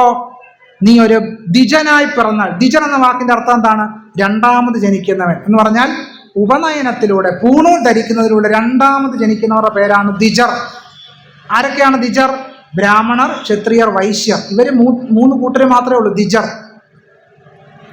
അപ്പൊ ബ്രാഹ്മണരായിട്ടും ക്ഷത്രിയരായിട്ടും വൈശ്യരായിട്ടും ജനിച്ചാൽ നിനക്ക് എന്നെ പൂജിക്കാവുന്നതാണ്. ആരെ ഉപദേശിക്കുന്നത്? രാമൻ ലക്ഷ്മണനെ ഉപദേശിക്കുന്നത്. എൻ്റെ മനുഷ്യരെ, നമ്മൾ മറന്നു പോകരുത്. ഈ രാമരാജ്യമാണ് ഇവിടെ ഉണ്ടായിരുന്നെങ്കിൽ നമുക്കാർക്ക് അമ്പലത്തിന്റെ പടി കടക്കാൻ കഴിയുമായിരുന്നില്ല. മഹാനായ ഡോക്ടർ ബി ആർ അംബേദ്കറുടെ നേതൃത്വത്തിൽ ഒരു ഭരണഘടന ഉണ്ടായതുകൊണ്ടാണ് ഇന്ന് അമ്പലത്തിലേക്ക് എല്ലാവരും പോകുന്നത്. അല്ലാതെ ഈ രാമനും കൃഷ്ണനും ഒന്നും അനുഗ്രഹിച്ചത് കൊണ്ട്, അവരാരും ആശീർവദിച്ചത് കൊണ്ടൊന്നും അല്ല. മഹാത്മാ അയ്യങ്കാളിയും ഡോക്ടർ ബി ആർ അംബേദ്കറും ഒക്കെ നാരായണ ഗുരുവും പൊയ്കയിൽ അപ്പച്ചനും ഒക്കെ ഉള്ളത് കൊണ്ടാണ് അന്തസ്സായിട്ട് ഇന്ന് ക്ഷേത്രത്തിൽ പോകാൻ കഴിയുന്നത്. ക്ഷേത്രത്തിൽ കുടിയിരിക്കുന്ന ഏതെങ്കിലും ആളുകളുടെ അനുഗ്രഹം കൊണ്ടൊന്നും അല്ല എന്നുള്ള ചരിത്രം ഈ സന്ദർഭത്തിൽ നമ്മൾ പേർത്തും ഓർത്തെടുക്കേണ്ടതായിട്ടുണ്ട് എന്നുള്ളതാണ്. അതുകൊണ്ടാണ് ഞാൻ ആദ്യം സൂചിപ്പിച്ചത്, ക്ഷേത്രത്തിൽ നിന്ന് നമുക്ക് എന്താണ് കിട്ടുന്നത്? നമ്മുടെ സാമൂഹ്യ നീതിയുടെ അവകാശങ്ങൾ അവിടെ സ്ഥാപിച്ചു കിട്ടുന്നുണ്ടോ? ശബരിമല ക്ഷേത്രത്തിൽ ഇന്നും ഒരു അബ്രാഹ്മണ പൂജാരി ഇല്ല. ആ കാര്യം കൂടി പറഞ്ഞ് എൻ്റെ സംഭാഷണം അവസാനിപ്പിക്കാം. വിഷ്ണു നാരായണൻ എന്ന് പറയുന്ന ഈഴവ പൂജാരി, അദ്ദേഹം തിരുവിതാംകൂർ ദേവസ്വം ബോർഡിന് ശബരിമലയിൽ മേൽശാന്തി തസ്തികയിൽ എൻ്റെ അപേക്ഷ കൂടി പരിഹരിക്കണം എന്ന് പറഞ്ഞ് തിരുവിതാംകൂർ ദേവസ്വം ബോർഡിന് അപേക്ഷ അയച്ചു. ദേവസ്വം ബോർഡ് തള്ളി അദ്ദേഹത്തിൻ്റെ അപേക്ഷ. അദ്ദേഹം ഹൈക്കോടതി ദേവസ്വം ബെഞ്ചിനെ സമീപിച്ചു. ഇപ്പൊ കേസ് സുപ്രീം കോടതിയില്ല. മറ്റൊരു കേസ് ഏതാനും ദിവസങ്ങൾക്ക് മുമ്പ് ഇന്നലെ വിധി പറഞ്ഞൊരു കേസ്. ആ കേസ് എന്ന് പറയുന്നത് കേരളത്തിൽ ഇന്ന് പുലയ സമുദായത്തിലും ഈഴവ സമുദായത്തിൽപ്പെട്ട പൂജാരിമാർ അവർണർ നടത്തുന്ന, ഈഴവരും പുലയരും ഒക്കെ നടത്തുന്ന, പ്രത്യേകിച്ച് ഈഴവർ നടത്തുന്ന തന്ത്രവിദ്യാപീഠത്തിൽ പഠിച്ചിട്ടാണ് പുലയർ ഉൾപ്പെടെയുള്ള ആളുകൾ, യദുകൃഷ്ണൻ ഉൾപ്പെടെയുള്ള ആളുകൾ പൂജാരിമാരായിട്ട് ഇന്ന് ദേവസ്വം ബോർഡ് ജോലി ചെയ്യുന്നുണ്ട്. അതിന് കാരണം എന്താ? ബ്രാഹ്മണർ നടത്തുന്ന തന്ത്രവിദ്യാപീഠം ഉള്ളത് കൊണ്ടല്ല. ഈഴവരുൾപ്പെടെയുള്ള താഴെത്തട്ടിലുള്ള അബ്രാഹ്മണ തന്ത്രിമാർ നടത്തുന്ന തന്ത്രവിദ്യാപീഠങ്ങളിൽ പഠിച്ചിട്ടാണ് അവർ പൂജാരിമാരായിട്ട് കേരളത്തിലെ വ്യത്യസ്ത ദേവസ്വം ബോർഡ് ജോലി ചെയ്യുന്നത്. അങ്ങനെ കുറച്ചാളുകൾ ജോലിയിൽ പ്രവേശിച്ചു കഴിഞ്ഞപ്പോൾ കേരളത്തിലെ ബ്രാഹ്മണ തന്ത്രിമാരുടെ കൂട്ടായ്മയായ അഖില കേരള തന്ത്രി സമാജത്തിന് വിരളി പിടിച്ചു. അവർ ഹൈക്കോടതിയെ സമീപിച്ചു. പൂജാരിയാകാൻ സർട്ടിഫിക്കറ്റ് കൊടുക്കാൻ ഞങ്ങൾക്ക് മാത്രമേ അവകാശമുള്ളൂ, ബ്രാഹ്മണർക്ക് മാത്രമേ അവകാശമുള്ളൂ, അബ്രാഹ്മണ തന്ത്രിമാർക്ക് പൂജാരി സർട്ടിഫിക്കറ്റ് കൊടുക്കാൻ അവകാശമില്ലെന്ന് പറഞ്ഞ് കോടതിയിൽ ചെന്നു. കോടതിയിൽ വാദം നടക്കുന്ന സന്ദർഭത്തിൽ ഈ കേസിൽ വാദം വിജയിച്ച അഡ്വക്കേറ്റ് TR രാജേഷ്, അദ്ദേഹം എൻ്റെ ആത്മാർത്ഥ സുഹൃത്താണ്, അദ്ദേഹം എന്നെ വിളിച്ചു. നമ്മൾ ഈ വാദത്തെ എങ്ങനെ ഖണ്ഡിക്കും? അക്കീരമൺ കാളിദാസ ഭട്ടതിരി വാദിക്കുന്നത് ചാതുർവർണ്ണ്യം വയാസൃഷ്ട എന്ന ഗീത ഉദ്ധരിച്ചാണ് കോടതിയിൽ വാദിച്ചത്. നമ്മൾ എങ്ങനെ അതിനെ നിരസിക്കും? ഞാൻ അദ്ദേഹത്തോട് പറഞ്ഞു, നമ്മൾ കോടതിയിൽ നാരായണ ഗുരുവിനെ ഉദ്ധരിക്കണം. ഗുരു പറഞ്ഞു,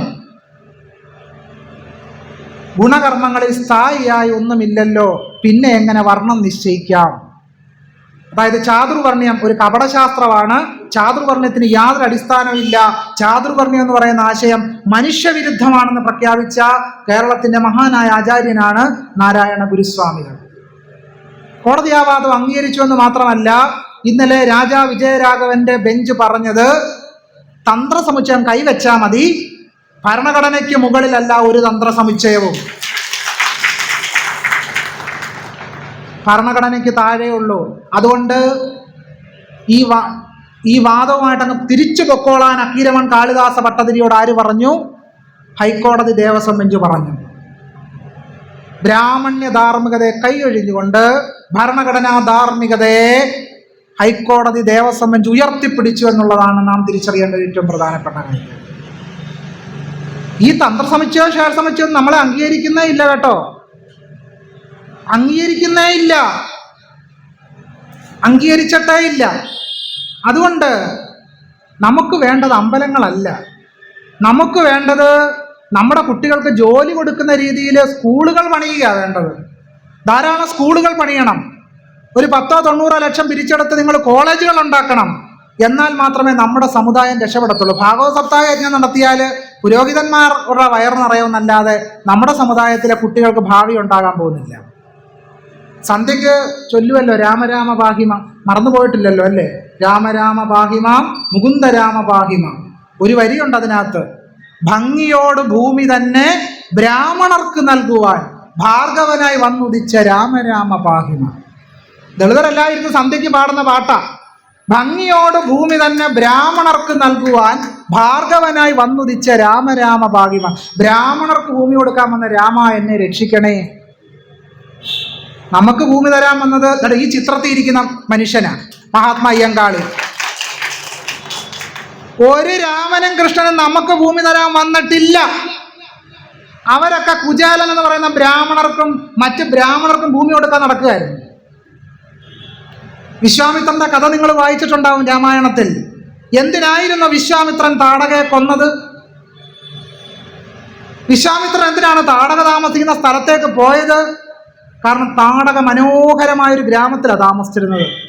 ആ ഗ്രാമം പിടിച്ചെടുക്കാനാണ് വിശ്വാമിത്രൻ രാമനുമായിട്ട് താടക താമസിക്കുന്ന സ്ഥലത്തേക്ക് പോയത്. വിശ്വാമിത്രൻ രാമനെ ഇങ്ങനെ ഉപദേശിക്കുന്നു, ഗോബ്രാഹ്മണ ഹിതാർത്ഥായ ജഹിദുഷ്ട പരാക്രമ. പശുവിൻ്റെയും ബ്രാഹ്മണന്റെയും ഹിതം നടപ്പിലാക്കുന്നതിന് വേണ്ടി അല്ലയോ രാമ നീ താടകയെ കൊന്നാലും എന്നാ പറഞ്ഞത്. താടക നമ്മളിലൊരുവളായിരുന്നു താടക. ഇങ്ങനെ മൊത്തം ആളുകളെയും കൊന്നു. ഇന്നിപ്പോ വെജിറ്റേറിയനിസം ആണല്ലോ ഉയർത്തിപ്പിടിക്കുന്നത്, ഇല്ലേ? പച്ചക്കറി എല്ലാവർക്കും ഇപ്പൊ പച്ചക്കറി മതി, സാമ്പാറും അവിയലും തോരനും മതി. അപ്പൊ ഈ ദൈവങ്ങളൊക്കെ പച്ചക്കറി കഴിച്ചാ ജീവിച്ചത്. ദൈവങ്ങൾ പച്ചക്കറിയായിരുന്നു. കാട്ടിലെന്താ വെണ്ടയ്ക്ക കൃഷി ഉണ്ടായിരുന്നു? ഒന്നുമല്ല. വാൽമീകി രാമായണത്തിൽ തന്നെ വളരെ വ്യക്തമായിട്ട് പറയുന്നുണ്ട്, വനവാസത്തിന് പോകുന്ന സന്ദർഭത്തിൽ സീത ഗംഗാദേവിക്ക് ഒരു വഴിപാട് നേരുന്നു. എന്താണ് ആ വഴിപാട്? ഞങ്ങൾ വനവാസം കഴിഞ്ഞ് തിരിച്ചെത്തിയാൽ അല്ലയോ ഗംഗെ, നിനക്ക് ഞങ്ങൾ എന്തു തരാം? സുരാഗട സഹസ്രേണ മാംസഭൂതൗദനേനച്ച. സുരാഗട സഹസ്രേണ മാംസഭൂതൗദനേനച്ച. സുര എന്ന് പറഞ്ഞാൽ മദ്യം എന്നർത്ഥം. 1000 കുടം മദ്യം നൽകാം. പിന്നെന്ത് നൽകാം? മാംസഭൂതൗദനേനച്ച. ഓദനം എന്ന് പറഞ്ഞാൽ ചോറ്, മാംസം എന്ന് പറഞ്ഞാൽ മാംസം, മാംസോദനം എന്ന് പറഞ്ഞാൽ മാംസച്ചോറ്. എന്താണ് മാംസച്ചോറ്? നിങ്ങളുടെ വീട്ടിലൊക്കെ ചിക്കൻ മേടിച്ചിട്ട് ചോറിനകത്തിട്ട് അതിന് വിളിക്കുന്ന പേരെന്താണ്? കേട്ടില്ല? അയ്യോ, കേൾക്കാൻ പറ്റുന്നില്ല എന്ന് പറഞ്ഞാൽ സീത ഗംഗയ്ക്ക് വഴിപാടായി നേർന്നത് ചിക്കൻ ബിരിയാണിയാണ്, ബീഫ് ബിരിയാണിയാണ്. പക്ഷെ ഇപ്പൊ എല്ലാവരും വെജിറ്റേറിയനാ. എങ്ങനെ ഇവരൊക്കെ വെജിറ്റേറിയനായി? പമ്പാ സരസിൽ ഇരിക്കുന്ന സന്ദർഭത്തിൽ സീതയും രാമനും കൂടി ഇങ്ങനെ രസകരമായ പ്രണയസല്ലാപം നടത്തുക. നമ്മൾ ഇന്ന് കാമുകിക്ക് സ്നേഹം തോന്നി എന്ത് കൊടുക്കും? ഡയറി മിൽക്ക് കൊടുക്കും, ഇല്ലേ? അല്ലെങ്കിൽ ഒരു ലഡു, അല്ലെങ്കിൽ ജിലേബി ആണല്ലോ, മധുരം വാങ്ങിച്ചു കൊടുക്കും, ഐസ്ക്രീം, ഫലൂഡ, എന്തൊക്കെ കൊടുക്കാം. പക്ഷേ അന്ന് രാമന് സീതയ്ക്ക് കൊടുക്കാൻ ഫലൂഡ ഉണ്ടായിരുന്നില്ല, ലഡു ഉണ്ടായിരുന്നില്ല, ജിലേബി ഉണ്ടായിരുന്നില്ല, ഡയറി മിൽക്കും ഉണ്ടായിരുന്നില്ല, മഞ്ജു ഉണ്ടായിരുന്നില്ല. പിന്നെ എന്താണ് സീതയ്ക്ക് രാമൻ കൊടുത്തത്? വാൽമീകി രാമായണം പറയും, സീതാ മാംസേന ചന്തയൻ. സീതയെ മാംസം കൊടുത്ത് രാമൻ സന്തോഷിപ്പിച്ചു എന്ന് പറഞ്ഞാൽ നല്ല ചുട്ടെടുത്ത മീനെ കൊടുത്തിട്ട് രാമൻ സീതയോട് ചോദിച്ചു, ഇത് എങ്ങനെ ഉണ്ട്? ഇത് മൊരിഞ്ഞതാണ്, ഇത് നല്ലവണ്ണം വെന്തതാണ് എന്ന് പറഞ്ഞുകൊണ്ട് രാമൻ സീതയ്ക്ക് എന്ത് കൊടുത്തു? നല്ല മീനെ ചുട്ടെടുത്ത് കൊടുത്തു. എന്ത് മസാലയാണ് ചേർത്തതെന്ന് എനിക്കറിഞ്ഞുകൂടാ. അന്ന് ഈസ്റ്റേൻ്റെ മസാല ഉണ്ടായിരുന്നില്ല, അന്ന് നിറപറ ഉണ്ടായിരുന്നില്ല, അന്ന് കിച്ചൺ ട്രഷർ ഉണ്ടായിരുന്നില്ല. ഇതായിരുന്നു കൊടുത്തത്. രാമനെ തേടി ഭരദ്വാജന്റെ ആശ്രമത്തിലേക്ക് എത്തുന്നുണ്ട്. സാധാരണ നമ്മുടെയൊക്കെ വീട്ടിലേക്ക് അതിഥികൾ വന്ന് നമ്മൾ എന്ത് കൊടുക്കും? ചായ കൊടുക്കും. 4 മണിക്ക് വന്ന ചായ കൊടുക്കും. അപ്പുറത്ത് തട്ടുകട ഉണ്ടെങ്കിൽ അവിടെ നിന്നൊരു പരിപ്പോടെയെങ്കിലും മേടിച്ചു കൊടുക്കും, ഇല്ലേ? കൊടുക്കും. പക്ഷേ ഭരദ്വാജന്റെ ആശ്രമത്തിൽ അന്ന് തേയില ഉണ്ടായിരുന്നില്ല. കാരണം അന്ന് തേയില കണ്ടുപിടിച്ചിട്ടില്ല. ബ്രിട്ടീഷുകാർ വന്നതിന് ശേഷമാണ് കേരളത്തിൽ തന്നെ വലിയ രീതിയിൽ തേയില കൃഷി ആരംഭിച്ചത്. എന്താണ് ഭരതന് ഭരദ്വാജൻ കൊടുത്തത് എന്ന് വളരെ വ്യക്തമായിട്ട് വാൽമീകി രാമായണത്തിൽ പറയുന്നു. ആജൈശ്ചാപിച വാരാഹഷ്ടേ നവരസംചൈഹി എന്ന് വാൽമീകി രാമായണത്തിൽ പറയും. ആജം എന്ന് പറഞ്ഞാൽ ആട്. നല്ല ഒന്നാന്തരം മട്ടൻ കറി വെച്ച് ഭരദ്വാജ മഹർഷി ഭരതന് കൊടുത്തു. വാരാഹം, എന്താണ് വാരാഹം? വരാഹം എന്ന് പറഞ്ഞാൽ പന്നി. നല്ല ഒന്നാന്തരം പന്നിയെ വരട്ടി മൊരിച്ച് ഭരതൻ ആര് കൊടുത്തു? ഭരദ്വാജൻ കൊടുത്തു. പക്ഷെ ഇന്ന് നമ്മൾ ടി വിക്കകത്ത് രാമായണ സീരിയൽ കാണുമ്പോൾ തട്ടത്തിനകത്ത് ആപ്പിളും ഓറഞ്ചൊക്കെ ഇരിക്കുന്ന നമ്മൾ കാണുന്നല്ലേ? യഥാർത്ഥത്തിൽ അന്ന് ആപ്പിൾ ഉണ്ടായിരുന്നില്ല. തട്ടത്തിനകത്ത് ആപ്പിൾ ഇരിക്കണമെങ്കിൽ ആപ്പിൾ കൃഷി വേണമല്ലോ. മുഗളന്മാർ ഇന്ത്യയിലേക്ക് വന്നതിന് ശേഷമാണ് ഇന്ത്യയിൽ ആപ്പിൾ കൃഷി ആരംഭിച്ചത്. രാമന്റെ കാലഘട്ടത്തിൽ ഇന്ത്യയിൽ ആപ്പിൾ കൃഷി ഉണ്ടായിരുന്നില്ല. ശ്രീകൃഷ്ണ പരമ്പരയിൽ ചപ്പാത്തി എന്ന കൃഷ്ണനെ നമ്മൾ കാണും. ചപ്പാത്തി ഉണ്ടാക്കണമെങ്കിൽ ഗോതമ്പ് കൃഷി വിപുലമായിട്ട് നടക്കണം, എന്നാൽ മാത്രമേ ചപ്പാത്തി ഉണ്ടാകത്തുള്ളൂ. വാൽമീകി രാമായണത്തിൽ രാമനും സീതയും കഴിയുന്ന കൊട്ടാരം, മനോഹരമായ സ്വർണ്ണ കൊട്ടാരമാണ് എല്ലാവരും രാമായണ സീരിയലിൽ കണ്ടത്, ഇല്ലേ? രാമായണം വായിക്കുമ്പോൾ നമ്മൾ അങ്ങനെ വിചാരിക്കുന്നത് വലിയ സ്വർണ്ണ കൊട്ടാരം, അമ്പും വില്ലും ഇങ്ങനെ ടി വി സീരിയലിനകത്ത് വേണം ഇങ്ങനെ വന്ന് കൂട്ടിമുട്ടി ഇങ്ങനെ ജ്വലിക്കുന്ന പ്രകാശമാണ്, ഇല്ലേ?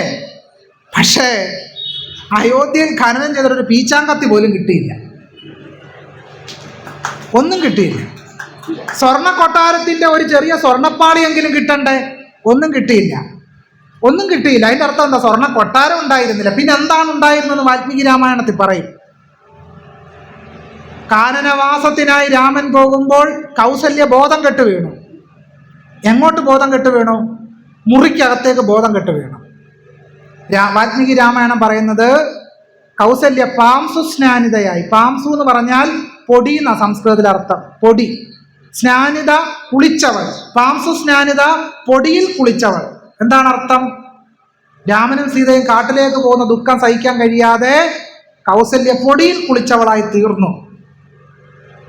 ചരിത്ര പണ്ഡിതനായ സംകാരി ഒരു ചോദ്യം ചോദിച്ചു.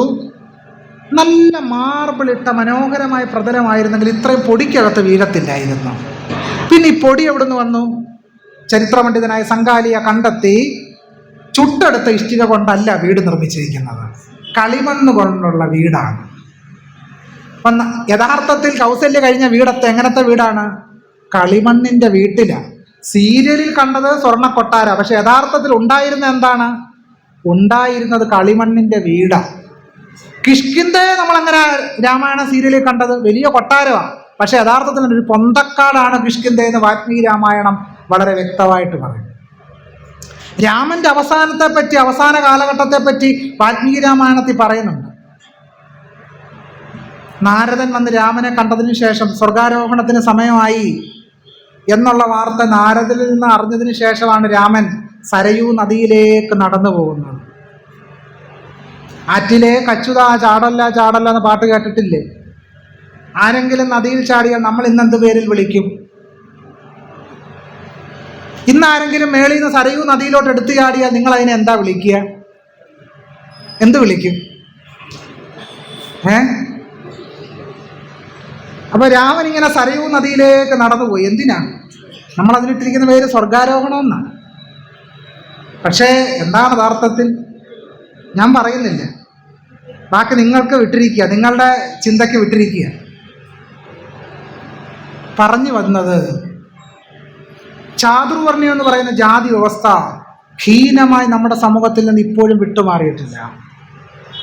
നമുക്ക് പോലും ഇപ്പോഴും നമുക്കൊരു അമ്പലം ഉണ്ടെങ്കിൽ പോലും ഏതെങ്കിലും ബ്രാഹ്മണ തന്ത്രിയെ കൊണ്ടുവന്ന് പ്രതിഷ്ഠിപ്പിക്കണമെന്ന് നമ്മൾ വിചാരിക്കുന്നത്, അല്ലേ? എനിക്ക് സംശയമൊന്നുമില്ല, നിങ്ങളും വിചാരിക്കുന്ന ഏതെങ്കിലും ബ്രാഹ്മണ തന്ത്രി തന്നെ പ്രതിഷ്ഠിക്കണമെന്നാണ്. അതെ, സംശയമില്ല. ഈ പെരുന്നാട്ടിൽ ഏതെങ്കിലും ദളിതരുടെ അമ്പലം ഉണ്ടെങ്കിൽ അവിടെ പ്രതിഷ്ഠ നടത്തിയിട്ടുണ്ടാവും ഒരു ബ്രാഹ്മണ തന്ത്രി തന്നെ ആയിരിക്കും എന്ന് പറയാൻ എനിക്ക് പ്രത്യേകിച്ച് PhD ഒന്നും എടുക്കണ്ട. ഇനി അതങ്ങനെ ആയിരിക്കും, അതാണ് അതിൻ്റെ രഹസ്യം. കാരണം ബ്രാഹ്മണരോടും ബ്രാഹ്മണ്യത്തോടുമുള്ള നമ്മുടെ ഒരു അടിമ മനോഭാവം ഉണ്ടല്ലോ, അതിപ്പോഴും നമ്മളെ വിട്ടുമാറിയിട്ടില്ല. അമ്പലത്തിൽ പോയി ഇപ്പോഴും അങ്ങനെ പ്രസാദം വാങ്ങിക്കാൻ നിൽക്കുന്നത് എത്രമാത്രം നടു കുനിയാമോ അത്രമാത്രം കുനിഞ്ഞു നിൽക്കും. പ്രസാദം എറിഞ്ഞു തരുമ്പോൾ നമ്മൾ ആരെങ്കിലും പറയാറുണ്ടോ? പ്രസാദം എറിഞ്ഞു തന്നാൽ വാങ്ങിക്കില്ല, നമ്മൾ ആരെങ്കിലും പറയാറുണ്ടോ? പറയില്ല. അത്രമാത്രം അയ്യങ്കാളിയും ഡോക്ടർ BR അംബേദ്കറും നേടിത്തന്ന ആത്മാഭിമാനത്തെ നമ്മൾ പണയം വെച്ചുകൊണ്ടിരിക്കുകയാണ്. പണയം വെക്കുകയാണ്. ഈ നമ്പൂതിരിമാരുടെയും ബ്രാഹ്മണരുടെയും മുമ്പിൽ നമ്മൾ നമ്മുടെ ആത്മാഭിമാനത്തെ പണയം വെക്കും. ഒരു ചെറിയ ഉദാഹരണം ഞാൻ പറയാം. എൻ്റെ നാട്ടിൽ പായിപ്പാട് എന്ന് പറയുന്ന സ്ഥലത്ത് KPMSൻ്റെ ഒരു അമ്പലമുണ്ട്. അപ്പം ഞാൻ ഈ ജ്യോതിഷവും തന്ത്രവും ഒക്കെ പഠിച്ചിട്ടുള്ളത് കാരണം KPMSകാർ എന്നോട് വന്ന് സമീപിച്ചിട്ട് പറഞ്ഞു, ഞങ്ങളൊരു അമ്പലം പണിയാൻ പോവാണ്, സാറ് ജ്യോതിഷമൊക്കെ അറിയാവുന്ന ആളല്ലേ, ഒരു ദേവപ്രശ്നം വെക്കണം. ശരി, ഞാൻ വരാം. പക്ഷെ ഞാൻ ഈ ജ്ഞാനദൃഷ്ടിയിലാണ് കാര്യങ്ങളെല്ലാം കാണുന്നത്, അതുകൊണ്ട് ഈ കബഡി നടത്തുന്ന പരിപാടിയൊന്നുമില്ല. ഞാൻ അവിടെ ചെന്നു. അവർ ഈ നമ്മുടെ നാട്ടിലുള്ളതുപോലെ തന്നെ ഭട്ടതിരിയെ കൊണ്ടുവരാനുള്ള പരിപാടിയാണ്. ഞാൻ പറഞ്ഞു, ശിവൻ്റെ അമ്പലമാണ്. എൻ്റെ ജ്ഞാനദൃഷ്ടിയിൽ തെളിഞ്ഞു, ഇവിടെ പുലയ സമുദായത്തിൽപ്പെട്ട ഒരാൾ പ്രതിഷ്ഠിച്ചാൽ മതി എന്നാണ് കാണുന്നത്. നിങ്ങളും അങ്ങനല്ലേ? കാണുന്നതെന്ന് പറഞ്ഞാലേ വിശ്വസിക്കത്തില്ല. എൻ്റെ അഭിപ്രായം പറഞ്ഞ് നിങ്ങൾ വിശ്വസിക്കുമോ? ഇല്ല. കാണുന്നത് എന്ന് പറഞ്ഞാൽ ഓക്കെ. അങ്ങനെ കാണുന്നത് എന്ന് പറഞ്ഞോടുകൂടി അവർ അംഗീകരിച്ചു. പുലയ സമുദായത്തിൽപ്പെട്ട ആളാണ് പ്രതിഷ്ഠിച്ചത്. ആകാശം ഇടിഞ്ഞു വീണില്ല, അറബിക്കടലിൽ നിന്ന് തിരമാലകൾ ഉയർന്നു പൊങ്ങിയില്ല, മിന്നലേശിയില്ല, ഒന്നും സംഭവിച്ചില്ല. മനോഹരമായി ക്ഷേത്രം നടന്നു പോകുന്നുണ്ട്. ക്ഷേത്ര പ്രതിഷ്ഠയ്ക്ക് ശേഷം എൻ്റെ 1 മണിക്കൂർ പ്രഭാഷണം നടന്നു. ആ പ്രഭാഷണത്തിൽ ഞാൻ പറഞ്ഞൊരു കാര്യം, ഒറ്റ നമ്പൂതിരിമാരെ ഈ മണ്ണിൽ കാലുകുത്താൻ അനുവദിക്കരുത്. ഒറ്റ നമ്പൂതിരിമാരെ. കാരണം എന്താ? ശബരിമലയിലും മറ്റുള്ളതൊക്കെ ഇഷ്ടം പോലെ സ്വർണവും പണവും കക്കുന്നില്ല, അത് മതി. നമ്മുടെയും കൂടെ കട്ടുകൊണ്ട് പോകാൻ അനുവദിക്കണം, നമ്മളും കൂടെ കക്കാൻ അനുവദിക്കാൻ നിന്നു കൊടുക്കരുത്. അപ്പം നമ്മുടെ മനോഭാവം മാറണം. നമ്മുടെ ക്ഷേത്രങ്ങളിൽ പ്രതിഷ്ഠിക്കാൻ എന്തിനാണ് ഈ ബ്രാഹ്മണ തന്ത്രിമാരെ വീണ്ടും വീണ്ടും വിളിച്ചു വരുത്തി അവരുടെ തടി ഇനി നമ്മളിതിനെ വർദ്ധിപ്പിക്കുന്നത്? അല്ലെ തന്നെ എല്ലാം തടിമാടന്മാരായിട്ട് ഇരിക്കുക, നെയ്യും ഉണ്ണിയപ്പൊക്കെ തിന്ന്. ഇനി നമ്മുടെ ആളുകളും കൂടെ കുറച്ച് തടി വെക്കട്ടെന്നേ. അതുകൊണ്ട് നമ്മുടെ സമുദായത്തിൽപ്പെട്ട ആളുകളെ നിങ്ങൾ തന്ത്രിമാരായിട്ടുള്ളവരെ വിളിക്ക്. ദേവപ്രശ്നം വെക്കാൻ നമ്മുടെ പൂജ പഠിച്ച ജ്യോതിഷം പഠിച്ച ജ്യോതിഷന്മാരെ വിളിക്ക്. അത് ചെയ്യത്തില്ല. നമ്മുടെ സമുദായത്തിൽ വക്കീലന്മാരുണ്ടായാൽ നിങ്ങൾ കാണാൻ പോവോ? ഇല്ല. നമ്മുടെ സമുദായത്തിൽ ജ്യോത്സ്യനുണ്ടായി കാണാൻ പോയില്ല. നമ്മുടെ സമുദായത്തിൽ പൂജാരി ഉണ്ടായി അവരെ വിളിക്കില്ല. എല്ലാം ബ്രാഹ്മണർ തന്നെ വേണം. ഇതാണ് നമ്മളിൽ തന്നെ പിടികൂടിയിരിക്കുന്ന ബ്രാഹ്മണ്യദാസ്യ മനോഭാവം. ഇത് അയ്യങ്കാളി അവസാനിപ്പിച്ചതാ. ഈ ബ്രാഹ്മണ്യദാസ്യ അയ്യങ്കാളി അവസാനിപ്പിച്ചത്. പക്ഷേ ആ ബ്രാഹ്മണ്യദാസ്യ മനോഭാവം നമ്മളെ ഇപ്പോഴും വിട്ടുപോയിട്ടില്ല. നമ്മുടെ ഹൃദയത്തിൽ എവിടെയോ ഈ ബ്രാഹ്മണ്യദാസ്യ മനോഭാവം അഗാധമായി നമ്മളെ പിടിമുറുക്കിയിരിക്കുന്നു. ദേവപ്രശ്നത്തിൽ നിന്ന് തുടങ്ങും പരിപാടി. നമ്മുടെ വീട്ടിലേതെങ്കിലും ഒരു ചാത്തനോ മാടനോ മറുതയോ കാണും. വീട്ടിലാരെങ്കിലും മരിച്ചിട്ടുണ്ടാവും, രോഗം വന്നിട്ടുണ്ടാവാം, കല്യാണം നടക്കുന്നില്ല. കല്യാണം മുടങ്ങിയാൽ അങ്ങ് വിദൂരത്ത് കിടക്കുന്ന ചൊവ്വയ്ക്കാണ് പ്രശ്നം. നാസ ചൊവ്വയിലേക്ക് പേടകം അയക്കുമ്പോൾ മലയാളി ചൊവ്വാക്ഷേത്രത്തിലേക്ക് പോവുക. നാസ ചൊവ്വയിലേക്ക് പേടകം അയക്കുന്നു, മലയാളി ചൊവ്വാക്ഷേത്രത്തിലേക്ക്. നമുക്ക് തൊലിപ്പുറത്ത് അസുഖം വന്നാൽ നമ്മളെവിടെ ആരെയാണ് ആദ്യം കാണുക? ചൊറിച്ചിൽ വന്നാൽ നിങ്ങൾ ആദ്യം ആരെ കാണും? മഞ്ഞപ്പൊടിയുമായി പാമ്പിനെ കാണാൻ പോകും. ഡെർമറ്റോളജിസ്റ്റിനെ രണ്ടാമതേ കാണത്തുള്ളൂ, ഇല്ലേ? ആദ്യം പാമ്പ്, രണ്ടാമത് ഡെർമറ്റോളജിസ്റ്റ്. ഇതാ നമ്മുടെ ഒരു മനോഭാവം. ഈ മനോഭാവം ആയിരുന്നില്ല മഹാത്മാ അയ്യങ്കാളിക്കുണ്ടായിരുന്നത് എന്നുള്ളതാണ് പ്രധാനമായും സൂചിപ്പിക്കാൻ ആഗ്രഹിക്കുന്നത്. പറഞ്ഞു വന്നത്, സാമ്പത്തിക അധികാരമാണ് ക്ഷേത്രങ്ങളിൽ നിലനിൽക്കുന്നത്. ആ സാമ്പത്തിക അധികാരം ദേവപ്രശ്നം എന്ന് പറയുന്ന പരിപാടിയിലൂടെ കേരളത്തിലെ സവർണ വിഭാഗത്തിൽപ്പെട്ട ജ്യോത്സ്യന്മാർ നമ്മുടെ കാവുകളും ക്ഷേത്രങ്ങളും ഒക്കെ കൊള്ളയടിച്ച് നായരെ നമ്പൂതിരിയെ ഏൽപ്പിക്കുന്ന പരിപാടിയാണ് ദേവപ്രശ്നത്തിന്റെ പേരിൽ കേരളത്തിൽ നടന്നുകൊണ്ടിരിക്കുന്നത്. അതുകൊണ്ട് നമ്മുടെ ക്ഷേത്രങ്ങൾ ഇങ്ങനെ നമ്പൂതിരിമാർക്ക് വിട്ടുകൊടുക്കുന്ന പരിപാടി നമ്മൾ അവസാനിപ്പിക്കണം, സമ്പൂർണ്ണമായിട്ട് അവസാനിപ്പിക്കണം. അവിടുത്തെ തന്ത്രിയും മന്ത്രിയും എല്ലാം നമ്മൾ തന്നെ ആയിരിക്കണം. അത് മറ്റുള്ളവർക്ക് വിട്ടുകൊടുത്ത് നമ്മുടെ സാമ്പത്തിക അധികാരത്തെ, രാഷ്ട്രീയ അധികാരത്തെ നിലംപരിശാക്കി ഭസ്മമാക്കി തീർക്കരുത് എന്നുള്ളതാണ് പ്രധാനമായിട്ടും സൂചിപ്പിക്കാനുള്ളത്. ഞാൻ എൻ്റെ സംഭാഷണം അവസാനിപ്പിക്കുകയാണ്. എന്തിനായിരുന്നു മഹാത്മാ അയ്യങ്കാളി കല്ലയും മാലയും സമ്പൂർണ്ണമായി ബഹിഷ്കരിക്കാൻ പെരിനാട്ടിലെ ദളിത് സമുദായത്തോട് ആവശ്യപ്പെട്ടത്? കാരണം കല്ലയും മാലയും ജാതിയുടെ അടയാളമായി. ജാതിയുടെ അടയാളമായി. ആ ജാതിയുടെ അടയാളത്തെ സമ്പൂർണ്ണമായി ഉപേക്ഷിക്കാനാണ് പെരിനാട്ടിൽ മഹാത്മാ അയ്യങ്കാളി ആവശ്യപ്പെട്ടത്. നമ്മൾ ആ പുതിയ കാലത്ത് ജാതിയുടെ പുതിയ അടയാളങ്ങൾ ഏറ്റെടുക്കാൻ നമ്മൾ തയ്യാറാകരുത്. ജാതിയുടെ അടയാളങ്ങൾ സമ്പൂർണ്ണമായി ഉപേക്ഷിക്കാനാണ് മഹാത്മാ അയ്യങ്കാളിയെ ആക്കിക്കൊണ്ട് നമ്മൾ ശ്രമിക്കേണ്ടത്. അല്ല ജാതിയുടെ അടയാളങ്ങൾ ഏറ്റെടുക്കുകയല്ല വേണ്ടത്. ഒരു തന്ത്രസമുച്ചയം അല്ല നമുക്ക് അധികാരവും സ്വാതന്ത്ര്യവും സമത്വവും സാഹോദര്യവും പ്രദാനം ചെയ്തത്.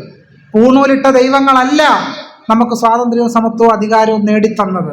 അത് അയ്യങ്കാളിയും ഡോക്ടർ BR അംബേദ്കറും മഹാത്മാ ഫൂലെയും പൊയ്കയിലപ്പച്ചനും ദാക്ഷായണി വേലായുധനും ഉൾപ്പെടെയുള്ള മഹത്തായ പ്രബുദ്ധ നവോത്ഥാന നായകന്മാരുടെ വലിയ വലിയ ശ്രമങ്ങളുടെ പോരാട്ടങ്ങളുടെ ഫലമായിട്ടാണ് നമുക്ക് ആത്മാഭിമാനത്തോടുകൂടി ഈ കസേരയിൽ ഇരിക്കാൻ പറ്റുന്നത്.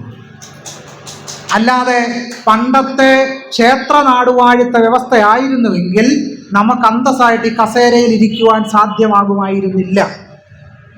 അതുകൊണ്ട് പെരിനാട് വിപ്ലവത്തിൻ്റെ 110ാം വാർഷികം ആഘോഷിക്കുന്ന ഈ വേള ചരിത്രപരമായൊരു സന്ദർഭമാണ്. ഈ ചരിത്രപരമായ സന്ദർഭം എന്ന് പറയുന്നത് സാമൂഹ്യ നീതിയിൽ നിന്ന് പുറന്തള്ളപ്പെടുന്ന നമ്മൾക്ക് സാമൂഹ്യ നീതി നേടിയെടുക്കാനുള്ള മഹത്തായ വിപ്ലവത്തിൻ്റെ പോരാട്ട സ്മൃതിയാക്കി ഇന്നത്തെ ഈ വാർഷികാഘോഷ പരിപാടികളെ നമ്മൾ മാറ്റിയെടുക്കണമെന്ന് ഞാൻ പ്രധാനമായും അഭ്യർത്ഥിക്കുകയാണ്. സർവോപരി പെരിനാട് വിപ്ലവത്തിൻ്റെ 100ാം വാർഷികം ആഘോഷിക്കുന്ന ഈ വേളയിൽ പെരിനാട് വില്ലേജ് ജംഗ്ഷനിലുള്ള പൊതുയിടം പാർക്ക് അതിൻ്റെ ഓപ്പൺ എയർ ഓഡിറ്റോറിയത്തിന് മഹാത്മാ അയ്യങ്കാളിയുടെ പേര് നൽകാൻ ഇടതുപക്ഷം ഭരിക്കുന്ന ഈ പഞ്ചായത്ത് നിരുപാധികം പിന്തുണ നൽകിക്കൊണ്ട് അതിന് മുൻകൈ എടുക്കണമെന്ന് ഏറ്റവും വിനയത്തോടുകൂടി അഭ്യർത്ഥിക്കുകയാണ്. സത്യത്തിൽ വളരെ വൈകിപ്പോയിരിക്കുന്നു, വളരെയധികം വൈകിപ്പോയിരിക്കുന്നു. അതുകൂടെ പറഞ്ഞ് ഞാൻ അവസാനിപ്പിക്കാം.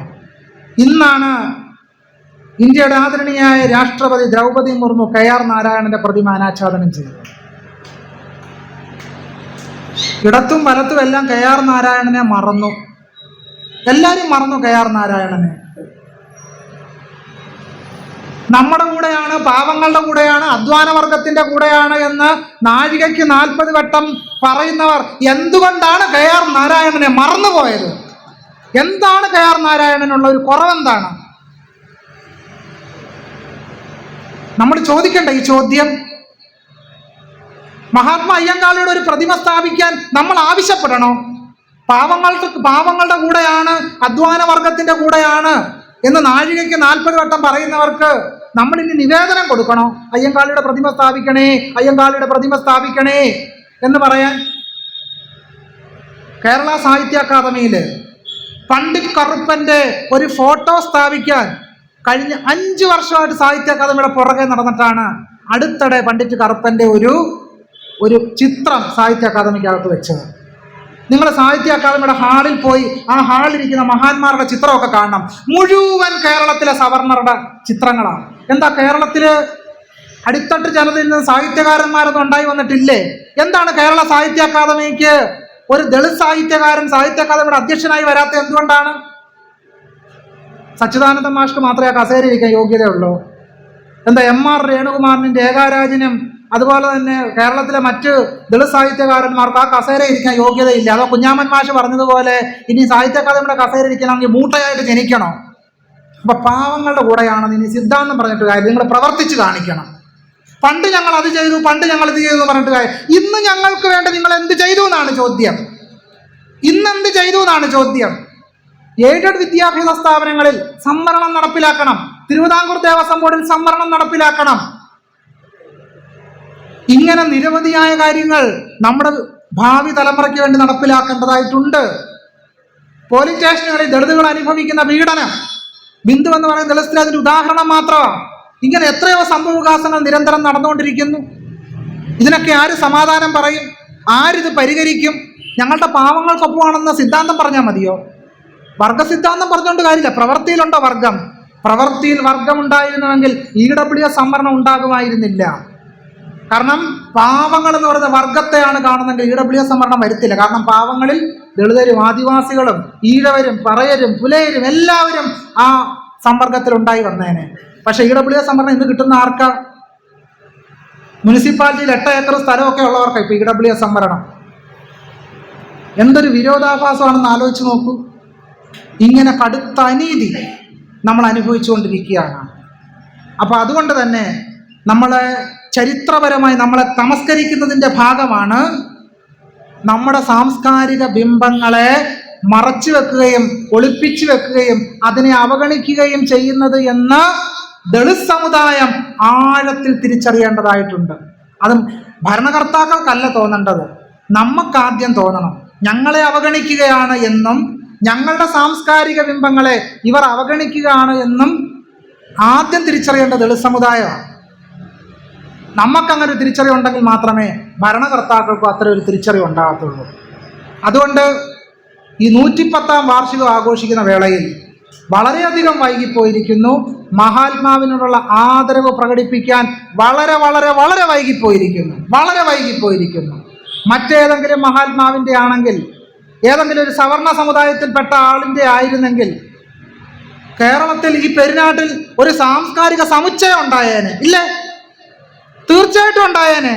എന്തുകൊണ്ടാണ് മഹാത്മാ അയ്യങ്കാളിയുടെ പേരിൽ ഈ പെരുന്നാട്ടിൽ ഒരു സാംസ്കാരിക സമുച്ചയം പണിയാൻ എന്താണ് ബുദ്ധിമുട്ട്? അതിനാരാണ് മറുപടി പറയേണ്ടത്? ഈ പെരുന്നാട്ടിൽ മഹാത്മാ അയ്യങ്കാളിയുടെ പേരിൽ ഒരു സാംസ്കാരിക സമുച്ചയം ഉണ്ടാക്കണമെന്ന് ഇവിടെ കൂടിയിരിക്കുന്ന നിങ്ങൾ പ്രതിജ്ഞ എടുക്കുകയാണെങ്കിൽ ഇവിടെ ഒരു സാംസ്കാരിക സമുച്ചയം ഉണ്ടാകും. ആരതിന് പ്രതിജ്ഞ എടുക്കും? മഹാത്മാ അയ്യങ്കാളിയുടെ വില്ലുവണ്ടി രണ്ടാമത് വരണം. ആ വില്ലുവള്ളി ആരേറ്റെടുക്കും? ഇതിവിടെ കൂടിയിരിക്കുന്ന നമ്മൾ ആ പ്രതിജ്ഞ ഏറ്റെടുത്തുകൊണ്ട് മഹാത്മാ അയ്യങ്കാളിയുടെ മഹത്തായ സ്മരണ നിലനിർത്തുന്ന രീതിയിൽ ഒരു സാംസ്കാരിക സമുച്ചയം ഉണ്ടാക്കാൻ യാതൊരു പ്രയാസവുമില്ല. അത് ഇന്ന് കേരളം ഭരിക്കുന്ന സംസ്ഥാന സർക്കാരിന് വളരെ ഈസി ആയിട്ട് നടപ്പിലാക്കാവുന്ന ഒരു കാര്യമാണ്. അതിനുവേണ്ടി ഇവിടെ കൂടിയിരിക്കുന്ന നമ്മളെല്ലാവരും ഒരു മുൻകൈ എടുക്കുകയും വളരെ അടിയന്തരമായിട്ട് ഒട്ടും തന്നെ വൈകാതെ, ഏതാണ്ട് കണ്ടമാനം വൈകിപ്പോയിരിക്കുന്നു, ഇനിയെങ്കിലും വൈകിപ്പോകാതെ മഹാത്മാവിനോടുള്ള അനാദരവ് അവസാനിപ്പിച്ച്, അനാദരവെന്ന് തന്നെ വേണം പറയാൻ, അനാദരവ് അവസാനിപ്പിച്ച് അദ്ദേഹത്തെ ആധുനിക കേരളത്തിന് ശിലാസ്ഥാപനം പാകിയ, അടിസ്ഥാന ശില പാകിയ മഹാത്മാ അയ്യങ്കാളിയുടെ പേര് പെരിനാട് വില്ലേജ് ജംഗ്ഷനുള്ള ഈ പൊതുയിടം പാർക്കിന് നൽകിക്കൊണ്ടും പാർക്കിൽ അയ്യങ്കാളിയുടെ പ്രതിമ സ്ഥാപിച്ചുകൊണ്ടും ഭാവിയിൽ മഹാത്മാ അയ്യങ്കാളിയുടെ പേരിൽ പെരിനാട് വിപ്ലവത്തിന്റെ ചരിത്രത്തെ അനുസ്മരിപ്പിക്കുന്ന രീതിയിൽ, ആ ചരിത്രത്തെ പ്രദർശിപ്പിക്കുന്ന രീതിയിൽ ഒരു സാംസ്കാരിക സമുച്ചയം സ്ഥാപിക്കാൻ നമ്മളുടെ ഇന്നത്തെ സമ്മേളനം മുൻകൈ എടുക്കണമെന്ന് ഏറ്റവും വിനയത്തോടുകൂടി, ഏറ്റവും ആദരവോടുകൂടി അഭ്യർത്ഥിച്ചുകൊണ്ട്, ജനപ്രതിനിധികളോട് ഉൾപ്പെടെ അഭ്യർത്ഥിച്ചുകൊണ്ട്, വൈരനിര്യാതന ബുദ്ധിയോടെ അല്ലാതെ ചരിത്രത്തോടുള്ള ആദരവ് കൊണ്ട് ഡോക്ടർ ബി.ആർ. അംബേദ്കർ മഹാൻ സത്യാഗ്രഹത്തിന്റെ സന്ദർഭത്തിൽ ഇന്ത്യയിലെ സവർണരോട് പറയുന്നുണ്ട്, ഞങ്ങൾക്ക് വേണ്ടത് നിങ്ങളുടെ ഔദാര്യമല്ല. വെള്ളക്കാർ ദക്ഷിണാഫ്രിക്കയിലെ കറുത്ത വർഗക്കാർക്ക് നൽകിയ പിന്തുണ പോലെ നിങ്ങളുടെ പിന്തുണ മാത്രം മതി ഞങ്ങൾക്ക്, നിങ്ങളുടെ ഔദാര്യവും സഹായവും അല്ല. അതുപോലെ ഇവിടെയും ആവശ്യം ഔദാര്യമല്ല, കേരളത്തിന്റെ മഹാനായ ചരിത്ര നായകന് ഞങ്ങൾ ചെയ്യേണ്ട ആദരവ് വൈകിപ്പോയി എന്ന് ക്ഷമ ചോദിച്ചുകൊണ്ട് അർഹമായ ആദരവ് വൈകാതെ തന്നെ ആ മഹാത്മാവിന് ചരിത്രത്തിൽ തങ്കലിപികളാൽ രേഖപ്പെടുത്തിക്കൊണ്ടുള്ള കർമ്മപരിപാടികൾ യഥാർത്ഥത്തിൽ ആവിഷ്കരിക്കുകയാണ് ചെയ്യേണ്ടത് എന്ന് സൂചിപ്പിക്കുന്നു. യഥാർത്ഥത്തിൽ എന്താണ് ഇടത്തുപക്ഷം?